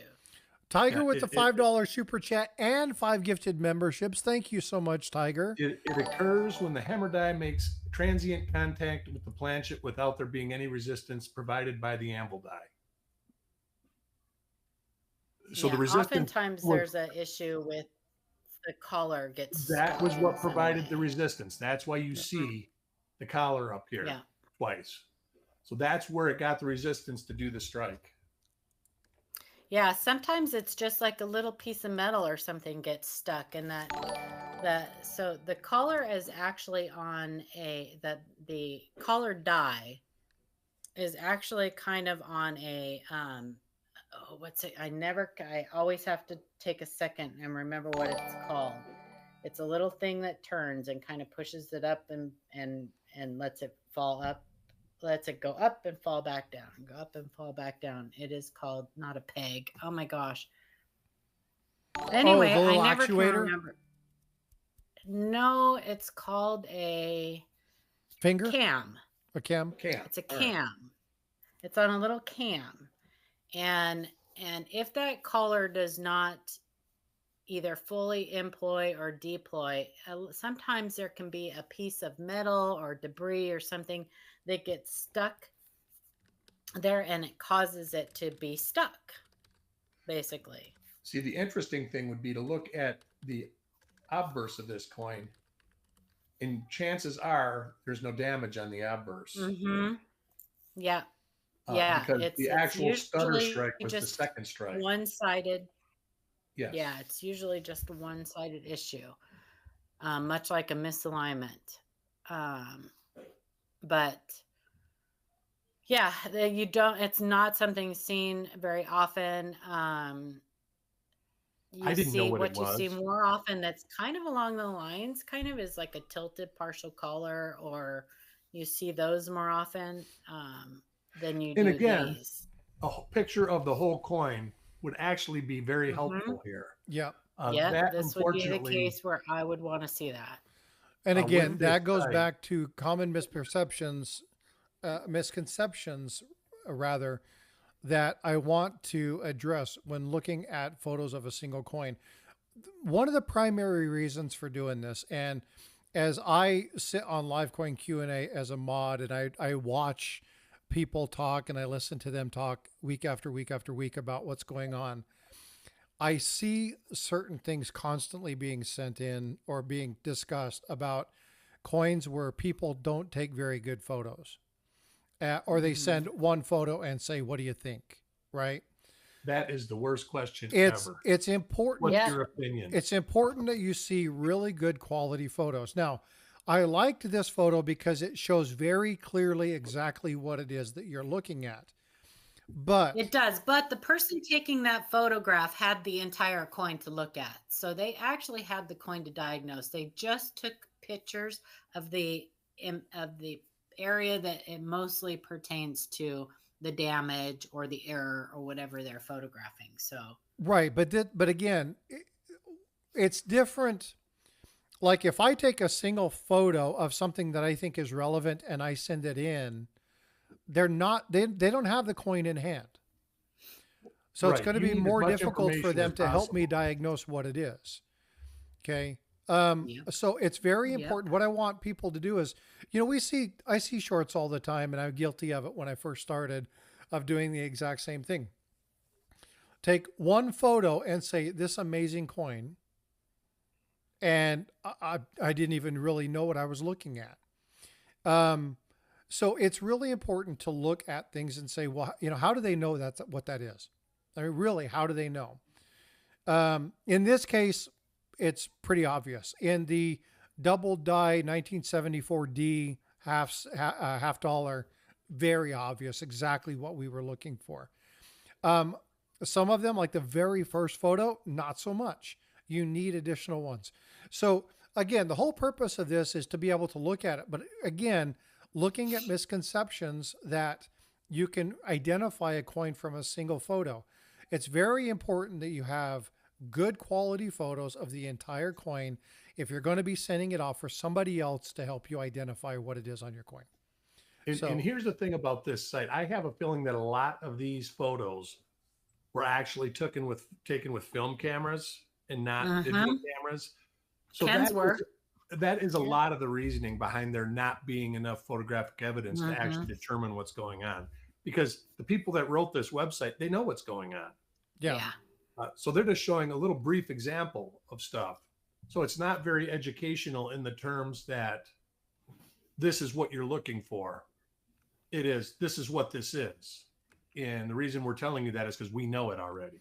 Well, the site is written by really, really famous error guys. Yeah. And so Ron, when you're talking about nowadays, this photo was probably taken 15 years ago, 20 years ago. Oh, probably longer than that. And so judging by this website is probably 20 years old. Yeah. Yeah. So again, when you're talking about some of the photos, Eric's exactly right. That quarter is prior to 99. So we know it's at least that old. Yep. So again, it predates the state quarter series. So keep in mind, there is some skill to take good quality photos, but there's also some little tips and tricks that you can do to improve the quality of your photo. Number one, go outside. Lighting. Lighting is good. Everything. Lighting is number one, right? Most of the phones that all of us have really good quality cameras. The number one issue is lighting, right? And the next one is trying to hold the phone while taking it. If you have shaky hands, or you zoom in close and then you back up, if you touch and hold the screen, right, and it focuses in and then you move it again, it's going to be out of focus. So set it on a coffee cup, set it on something that's stable. If you have, and I can't use my little mini tripod because my normal camera's on it right now. But if you have a little mini tripod, utilize that. If you have to stack up a couple books, stack up a couple books. But the key is, number one, you want good quality focus. Number two, you want to make sure you don't over zoom in, there's a digital effect that happens. But lighting is crucial. Remember, the more zoomed in you are, the higher the light needs to be in order for that. Aperture small, more light needs to show through. So make sure that you're, number one, go to a window seal. That's actually a great tip, Dan. If you're using a microscope, use the toilet paper roll to steady it. Use the toilet paper roll? Yeah, the cardboard roll, stick it over the eyepiece, stick the camera on there, it steadies the camera, and you are at the right photo. Exactly, Paula. This is exactly what I was talking about. Yep. And now here's a question for those in chat. Okay, here's a really, really good question. Why the bottle cap? Black backgrounds typically work best. Black backgrounds typically work best. Why the bottle cap under the coin? Now, Paula, don't answer. Okay. Why the bottle cap under the coin? There is a very specific reason for this. Anybody want to venture a guess? Hey, Neil. Good morning. How you doing, bud? Just read it in the photograph. Yeah, well, some people can't see it because it's very small. Sorry. Yeah, but Yeah, And I don't there's use books. This photo shows books. I use a coffee cup, just a yep. standard coffee cup, because it seems like it's the exact height I need. So I use. I'm not going to show it, but I use skin cream. It's the perfect skin height for me. cream, Yep. like a little jar. Yeah. It's see. Uh-huh. Yeah. Mm-hmm. It's the perfect height. But again, the most important red silver depth is a great answer. Um, so the light reflects differently. It doesn't have to do with the light reflecting. Now, the black background is going to help absorb some of the light, but Yes. the key reason for this is focus, right? If you lift it off, you're not going to have it focus on the table directly behind you. It's going to focus on the coin. And so that depth of field, which Red Silver was talking about, it's not, it's the depth of field is going to bring that coin up. Everything else around it's going to be mildly blurry, and that coin's going to show crystal clear. So there are these little tips and tricks that you can utilize when taking a photo. But again, number one, most important is light. Number two, optics, your camera, right? Making sure you have a decent camera. If you're utilizing an old flip phone, at 2.2 megapixel, it's not going to be a very good photo. Most of our smartphones all have 30, 40, 50 megapixel cameras. You're usually really good there. Have a stable mount, have a good background, and then lift it off of the table by utilizing something. You can even use the back of a coin flip or your loop, right? Something that just brings the coin up off the table to change that depth of field. Starika, yeah, little $5 tripods from Walmart or Amazon are great. I have a $15 one that I use all the time for my normal streaming. It's the one directly in front of me. It stands up to 24 inches tall, but I only need about 12 inches for this to be high enough. So again, you can get all sorts of different ones. Just understand kind of where your depth of field is. And Can I light get key. back to Stan Horn's comment? Go ahead. So the light reflects differently. There is something also. A slight tilt to the coin can get rid of reflection. And when I That say is true. slight tilt, you're talking 2-4 degrees. Very slight tilt. That does wonders. 90% of the bad photography on coins is because there's too much reflection. So I have something. I've got to step away to get it. I don't know if you have one with you, Eric. Do you have The coin, the talking about the little coin multi-coin, slides? the multi-coin coin thing? I have 2 sets of them, but I don't use them. I actually use a sanding block. And the sanding block is a curve up top. It's flat on the very top. So, and then it starts curving very slightly. So I can move the coin back and forth on the sanding block. Yep. And it changes it just a little bit. But I have used it. Those coin slides are great. And the guy that makes those is actually from my old hometown. I saw him post in the forum that he's looking for an employee to make them so he can do his regular job because he's selling enough of them where he needs an employee. Very That's cool. Awesome. Yep. So That's again, awesome. if you didn't see this, I'll bring this up, make it big. Pull it up off the ground. Determine what your proper height is. Again, coffee cup works great. A thing you use for lotion, the top of it, make sure it's clean, doesn't have lotion and stuff all over it. You don't want that stuff getting on your coin, right? But you can use books. You can take, if you have a PCGS slab holder, you can take one of those, or NGC slab holder, one of these little, here, hold on just a sec. One of these. There's lots. I mean, Chuck does some good photography. There's a number of different things that you can utilize to do that. So again, a lot of opportunities. All right, let's get to this next coin. We're running close to time.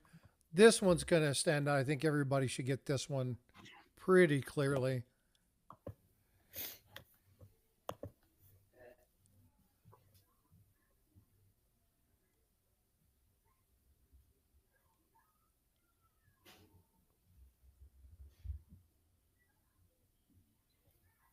This gets folks all the time. We get lots of pictures of this. Yep. And there's somebody in chat who said it earlier. But this is very common. And there's a telltale here. We'll get to that in just a second.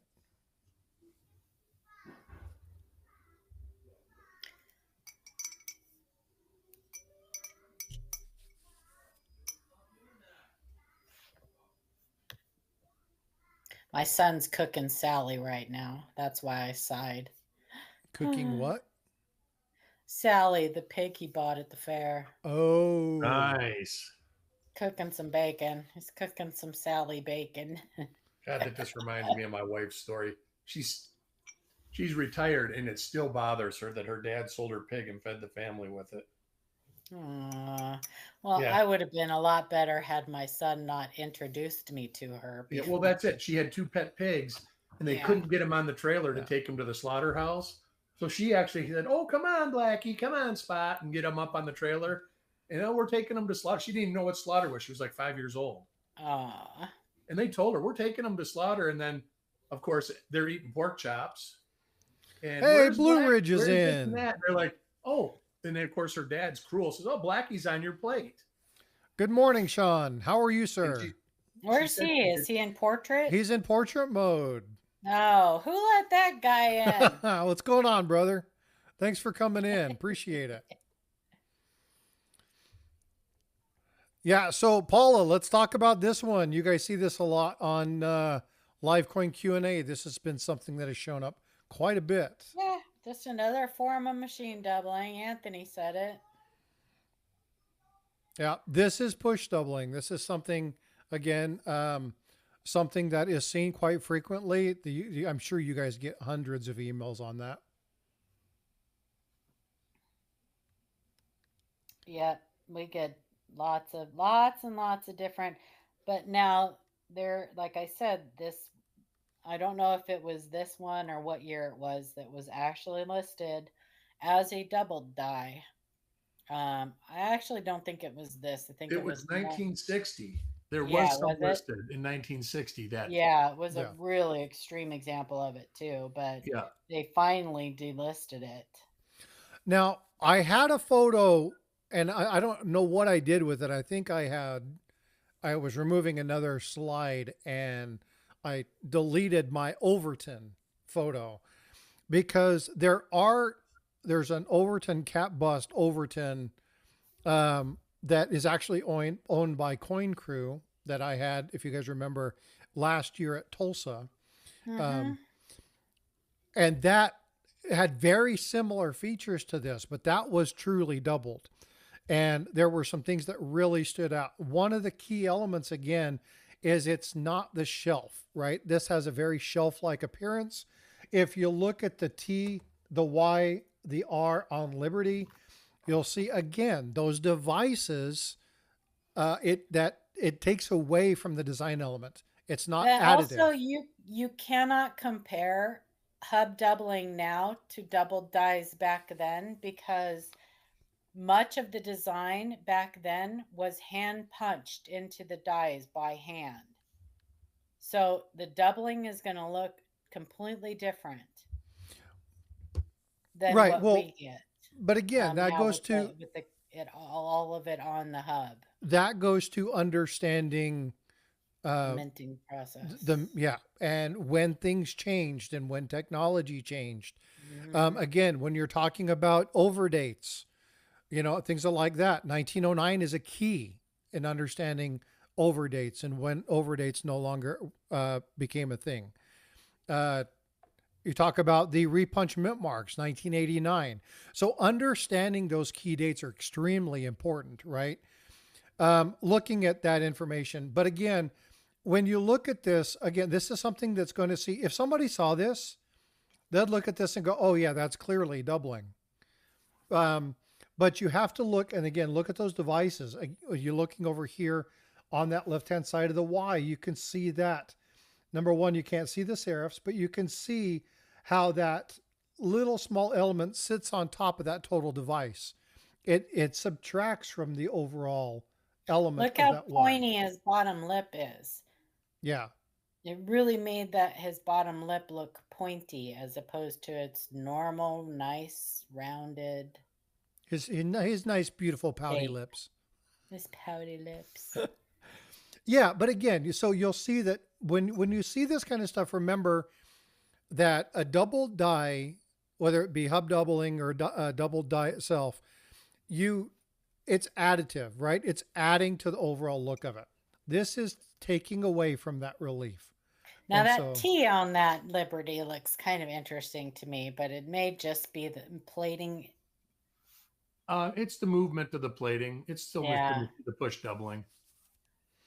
Because if you look at the top of the T, it's very thin. It's very thin. And you can see down here, the design element kind of comes across. And you can see how that's minimal there. So the whole T looks smaller up top. You can see the whole design. But you see what I'm saying. I do. Yeah. Sure. Yeah. Yep. And that's why I understand why a lot of people say, hey, is this doubling? Right. It can be very confusing. And there is, like I say, there is examples of doubling that would look very similar to that. Mm-hmm. So it'd be very easy to get confused. And the die bounces off the surface of the coin and lands slightly in a different position. Yeah, typically the words used to describe these things, push doubling, slide doubling, are exactly what it sounds like. When they describe that type of machine doubling or ejection doubling, then they use that word in the description, how it slides across the die or it pushes the metal or right. The last one I have for you is tricky. Tricky.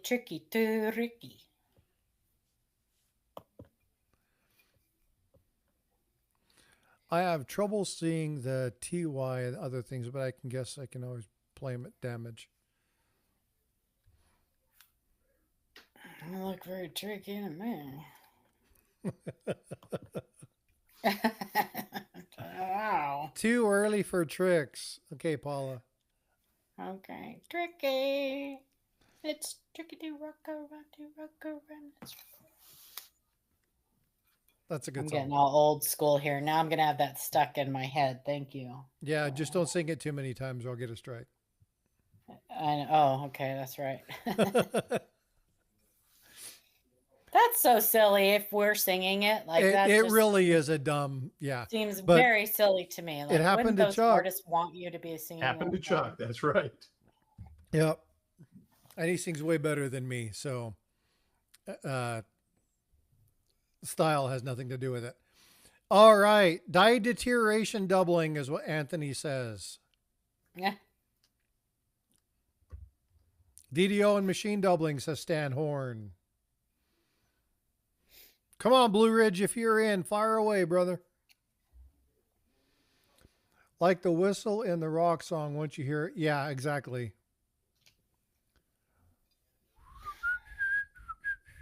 I can't whistle, but I give you guys a hint. Look at the winds of corners change of the is what he's talking about. Look at the corner of the U. Look at the serifs. TR. That See, U. I know what this is. T. Rotated die doubling.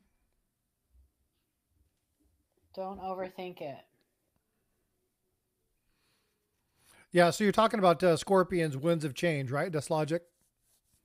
Yeah, once you hear that, it's like there. Has a U in the corner.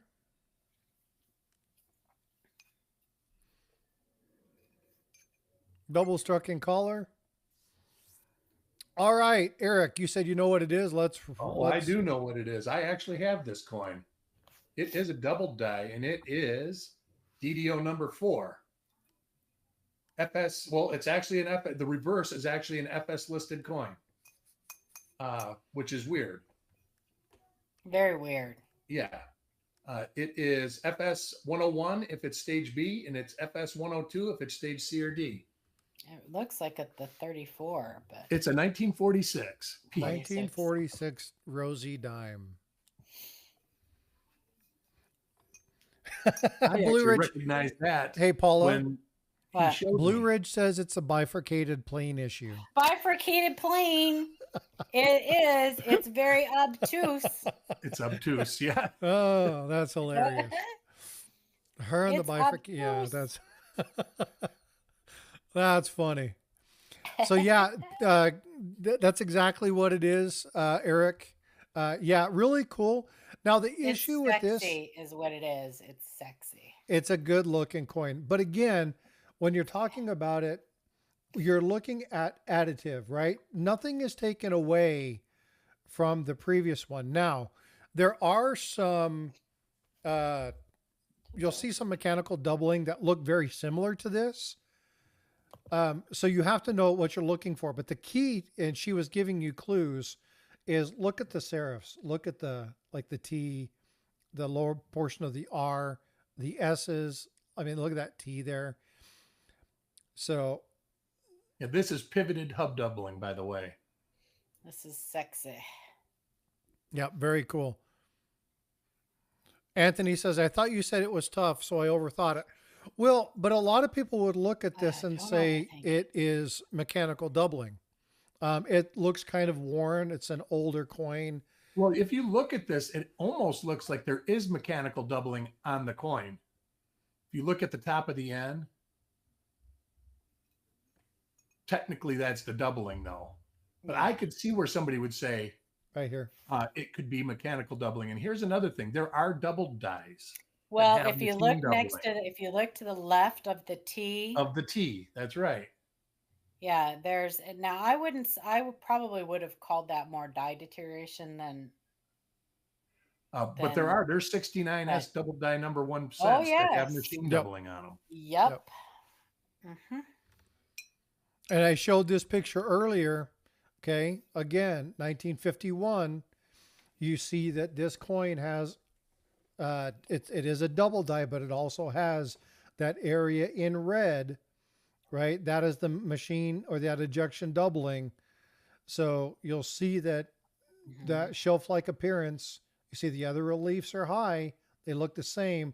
And you see it better down here in the bottom of the 9. That's the best place to actually look at it. You can see here, but the coloration kind of hides how deep that is. But if you look here, you can see that it's a flat shelf-like appearance down here at the bottom of the 9.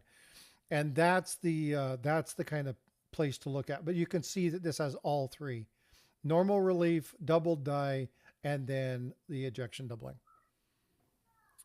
So, and if you look at it with 3D glasses, it looks like it jumps off the page at you.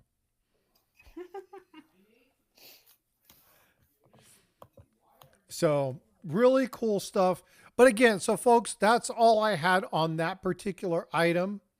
I do appreciate you guys coming up and talking about it. So real quick from the people in chat, what did you think about this particular topic? Is this something that you guys enjoy doing? Do you guys There's a lot more left. Say again? There's a lot more to there's a lot more to cover on misconceptions of stuff. Oh, tons and tons of stuff. So if you like this and we want to go around other error type coins, we can do so. If there are specific elements that you guys want to look at, put them in chat. Let me know. We'll do this. There was a conversation that I was having on Friday night talking about varieties and errors and some of the stuff that I don't quite understand still. And I was like, well, I would have to really show you and explain. And I'm like, but I would need other people there to kind of walk through the finer details. And Paula and Eric are up here almost all the time. And so I think it's really important that if you guys want to see more of this kind of stuff and really breaking this down, looking at the photos, taking the opportunity to guess in, again, a non-judgmental environment. Hey, Invisible, what's going on? If you want to do that, then please let me know this is what you want to do. I have zero issue preparing stuff like this for you guys and gals because I want to make sure that um, we understand. Still have not learned how to tell um, double die from mint. Practice looking. So do we want to break down again? Here, let me show this.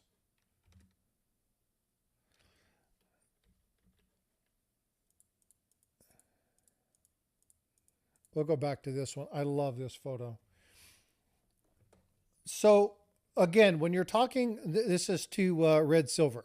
Still have not learned how to tell a double die from mint double or from machine doubling.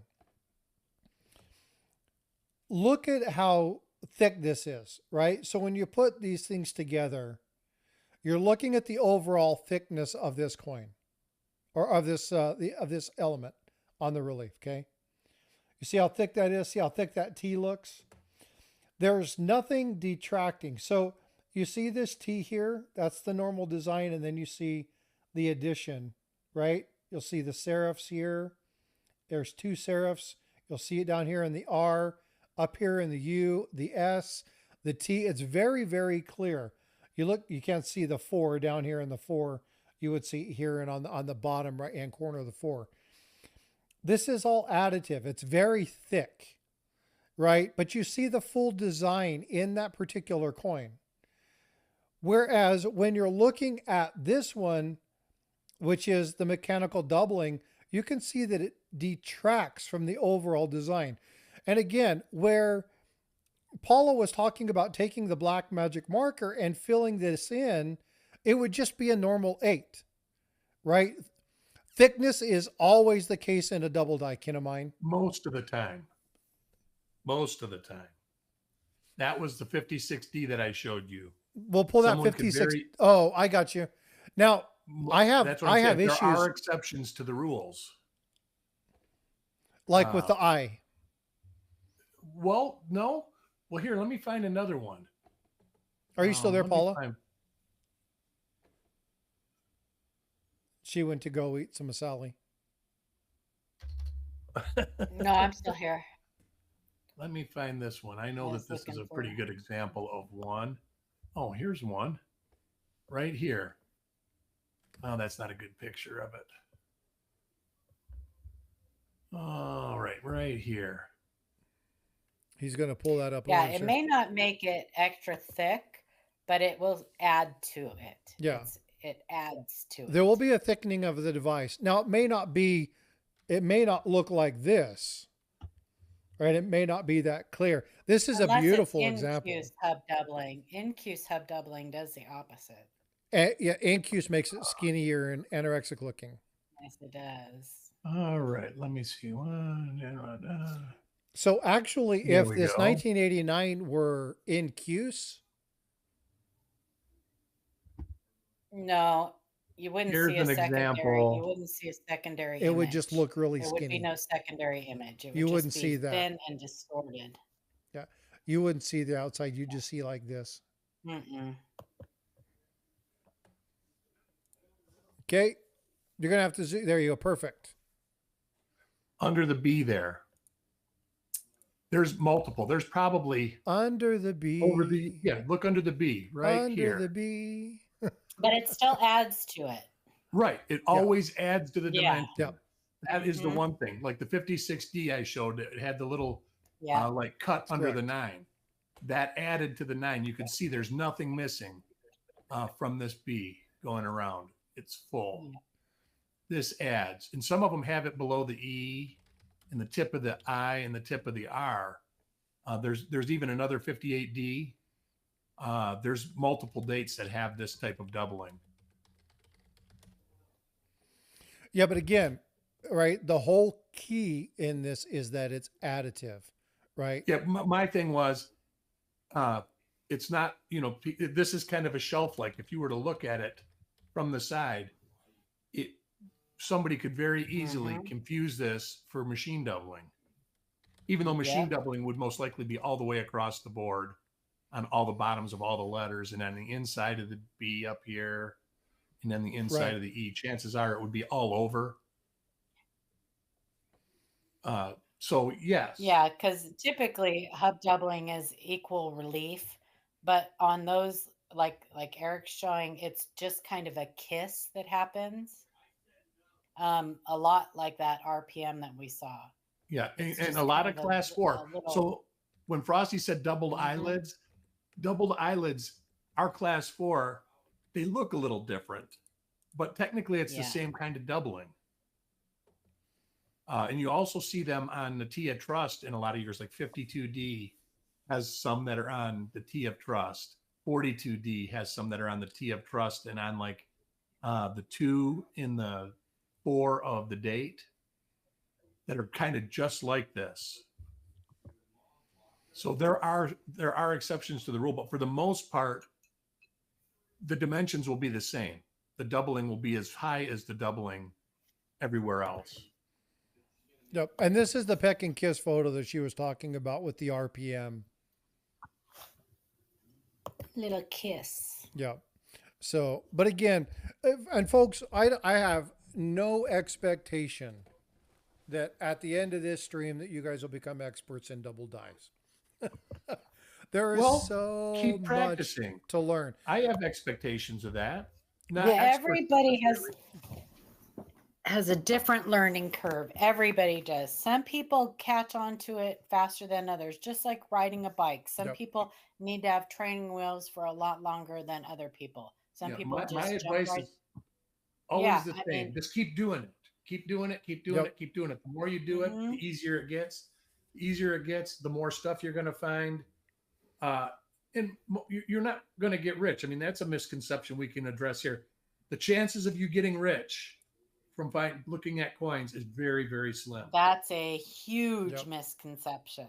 And that it's easy to learn this stuff. That's because right. That's another misconception because it's not. But There's a another lot to misconception you know. have about easy is you need extensive knowledge to be successful. Yeah. You don't. You just have to be willing to learn and to take into what you find. I'm a Then you perfect will have example of extensive that. knowledge after years. I'm a perfect example of this. I didn't come into this knowing all of this stuff. I have learned this stuff over the course of the last 2 years. I learn every day still. But If you wanna make a buck in this hobby, don't pick varieties and errors. If you want to make a buck in this Learn hobby, how to grade. Learn how to grade. that is true. That is true. You have a better chance of making money by cherry picking, ungraded coins or whatever. Like learn how to grade a coin. Varieties and errors are a very small niche in this hobby. Niche. Well, Niche. they're very, even the regular collectors want varieties and errors. They just want few and far between. That was another topic I was going to touch on about die polishing. Like you hear all these people, I found floating roofs and this and that. And then you hear people say, well, they're not collectible. A 37D 3-legged buffalo is nothing but the same as a floating roof. Yeah. But it's very collectible. So there's always examples and exceptions to the main rules. Yep. So you got to be flexible. But there's also a lot fewer of the 3-legged buffalo than there are the floating roof. Yeah, right. But I'm just saying it's the same thing. It's like the spitting eagle.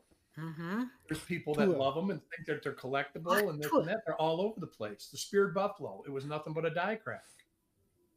Yeah. And they still sell for $60. Blue Ridge says there's no such thing as a plug and play system to start this business overnight. That is absolutely from no correct. education. There is no plug and play. That is exactly right. It takes time and effort and surrounding yourself with people who do know. I'm doing it. Practice makes perfect. It's just like sport. The better you do it, the better you get. I cannot become an expert in something and don't want to become an expert in something when I have the resources of people who have done it for years. Like I'm really fascinated by counterfeits and understanding what counterfeits are and looking at those kind of things. But what I don't have is I don't necessarily have Hey, thank you for the subscribing, Chad. I appreciate you. Thank you so much. Um, but I know where my resources are. If you see right over here, I've got this book here, right? Joe Cronin's Henning Nickel book. Henning. Um, looking at Jack Young, if I'm looking at counterfeits, making sure I have the folks at Livecoin Q&A on ready standby, talking with Chuck and Eric, looking at people who understand those particular design elements of that coin and having the resources available. What I can do then is find out, well, what is the one thing I really want to do? And my channel primarily is to give you guys information, but to connect you to channels that are the experts in this. A lot of people say that's a really bad structure if you want to grow your channel. I don't think it is. Because I am more aware of what people need than I have knowledge to give them. So if I can build my network and support the people that are watching my channel through that, if I can link you to people like Blue Ridge who sit here in the portrait mode, if I can connect you to Livecoin Q&A, connect you to Paula, connect you to Chuck, Eric, if I can connect you to Shay and them, if I can connect you to Jack Young or Joe Cronin, I'm going to do so. Now, if I don't have the connection, I know the people that do. Right? So that's what I want to do. I want to be the purveyor of information and build that network, because the more we talk, the more we converse, the more we do exercises like today, the more of an opportunity we have to learn. And that's all I want to do. I want to give you guys the opportunity to learn. This is why I say, in a judgment-free environment, please put stuff in chat, because I really want you guys to have fun. And you guys know I like stupid dad jokes. So if you like the dad jokes, then tell me you like those and I'll keep doing those, because I like having fun. I think numismatics is fun. I think coin collecting is fun. And I want people to enjoy the hobby. So that's why I'm here. I want to thank Paula and Eric for constantly coming up and being a part of this. For Amanda and Blue Ridge and Chuck for, coming into the streams and offering these nuggets of wisdom. I've actually reached out to a couple people this weekend because there were questions regarding currency. So I reached out to a couple people this weekend asking if they might be interested in coming on and joining the panel in a discussion regarding currency, because it was something that was asked about in chat. So I'll just sit here and twiddle my thumbs. Me too. Me too. You could get Sean up here to talk about currency. It won't be me. Already emailed him. Oh, good. Maybe that's why he came in and popped in. Thanks, freaking awesome. I appreciate it. But again, it's one of those things where I want you guys to have the resources. Now, you will always hear me say this. Right now, Coin Crew is getting ready to start their auction, so please feel free to head over and do that. But I want to just say, I want to tell everybody, I don't know when I'll be able to talk to you guys again for a little while. So I just wanted to tell everybody that you'll probably see me in chat, but you may not see me like up on panel or anything for a little while. So I just want to tell you guys that I appreciate you all and keep coming back. Soon, Paula. We love you, Paula. You'll be back fast. Yeah. Have confidence. Yeah, for sure. For sure. But prayers are always welcome. So I welcome those. But yeah. Thanks to the new subscriber. I appreciate you. I didn't get notification, but I saw the number increase. Big love. Thank you very much. Yeah, and Paula, please keep me informed as to what's going on. Yeah, I will for sure, you guys. And all right, folks. I'm sure I'll be fine. Well, again. Okay, love you guys. Love you. See you later. Paula. Yeah, I'm out of here too, Frosty. Thanks, Eric. I appreciate you, bud. Hey, Blue Ridge, thank you so much for popping into the stream, offering those little tidbits and nuggets. Amanda, I know you're probably still lurking in the background. Thank you so much. I give huge kudos to Amanda and to Paula being some of the strongest forces of women in this particular hobby. Brilliant. Miss Coin Crew knows a lot about coins as well. She loves stacking, and likes the jokes as well. But again, when we talk about women in our community, absolutely fabulous set of people. All right. So again, I've posted in chat not live coin cruise auction. They should begin any moment now. So thank you for that. For the 4 subscribers during the stream, thank you so much for the subscriptions. I do appreciate it. Really helps out the channel. For all the likes, if you guys didn't see it, just above me or over there, for every 100 likes, I'm going to start giving away a numismatic item. So please make sure you're smashing that like, and I will see you guys soon. Stay tuned, be well, be blessed, and I will see you in the streams.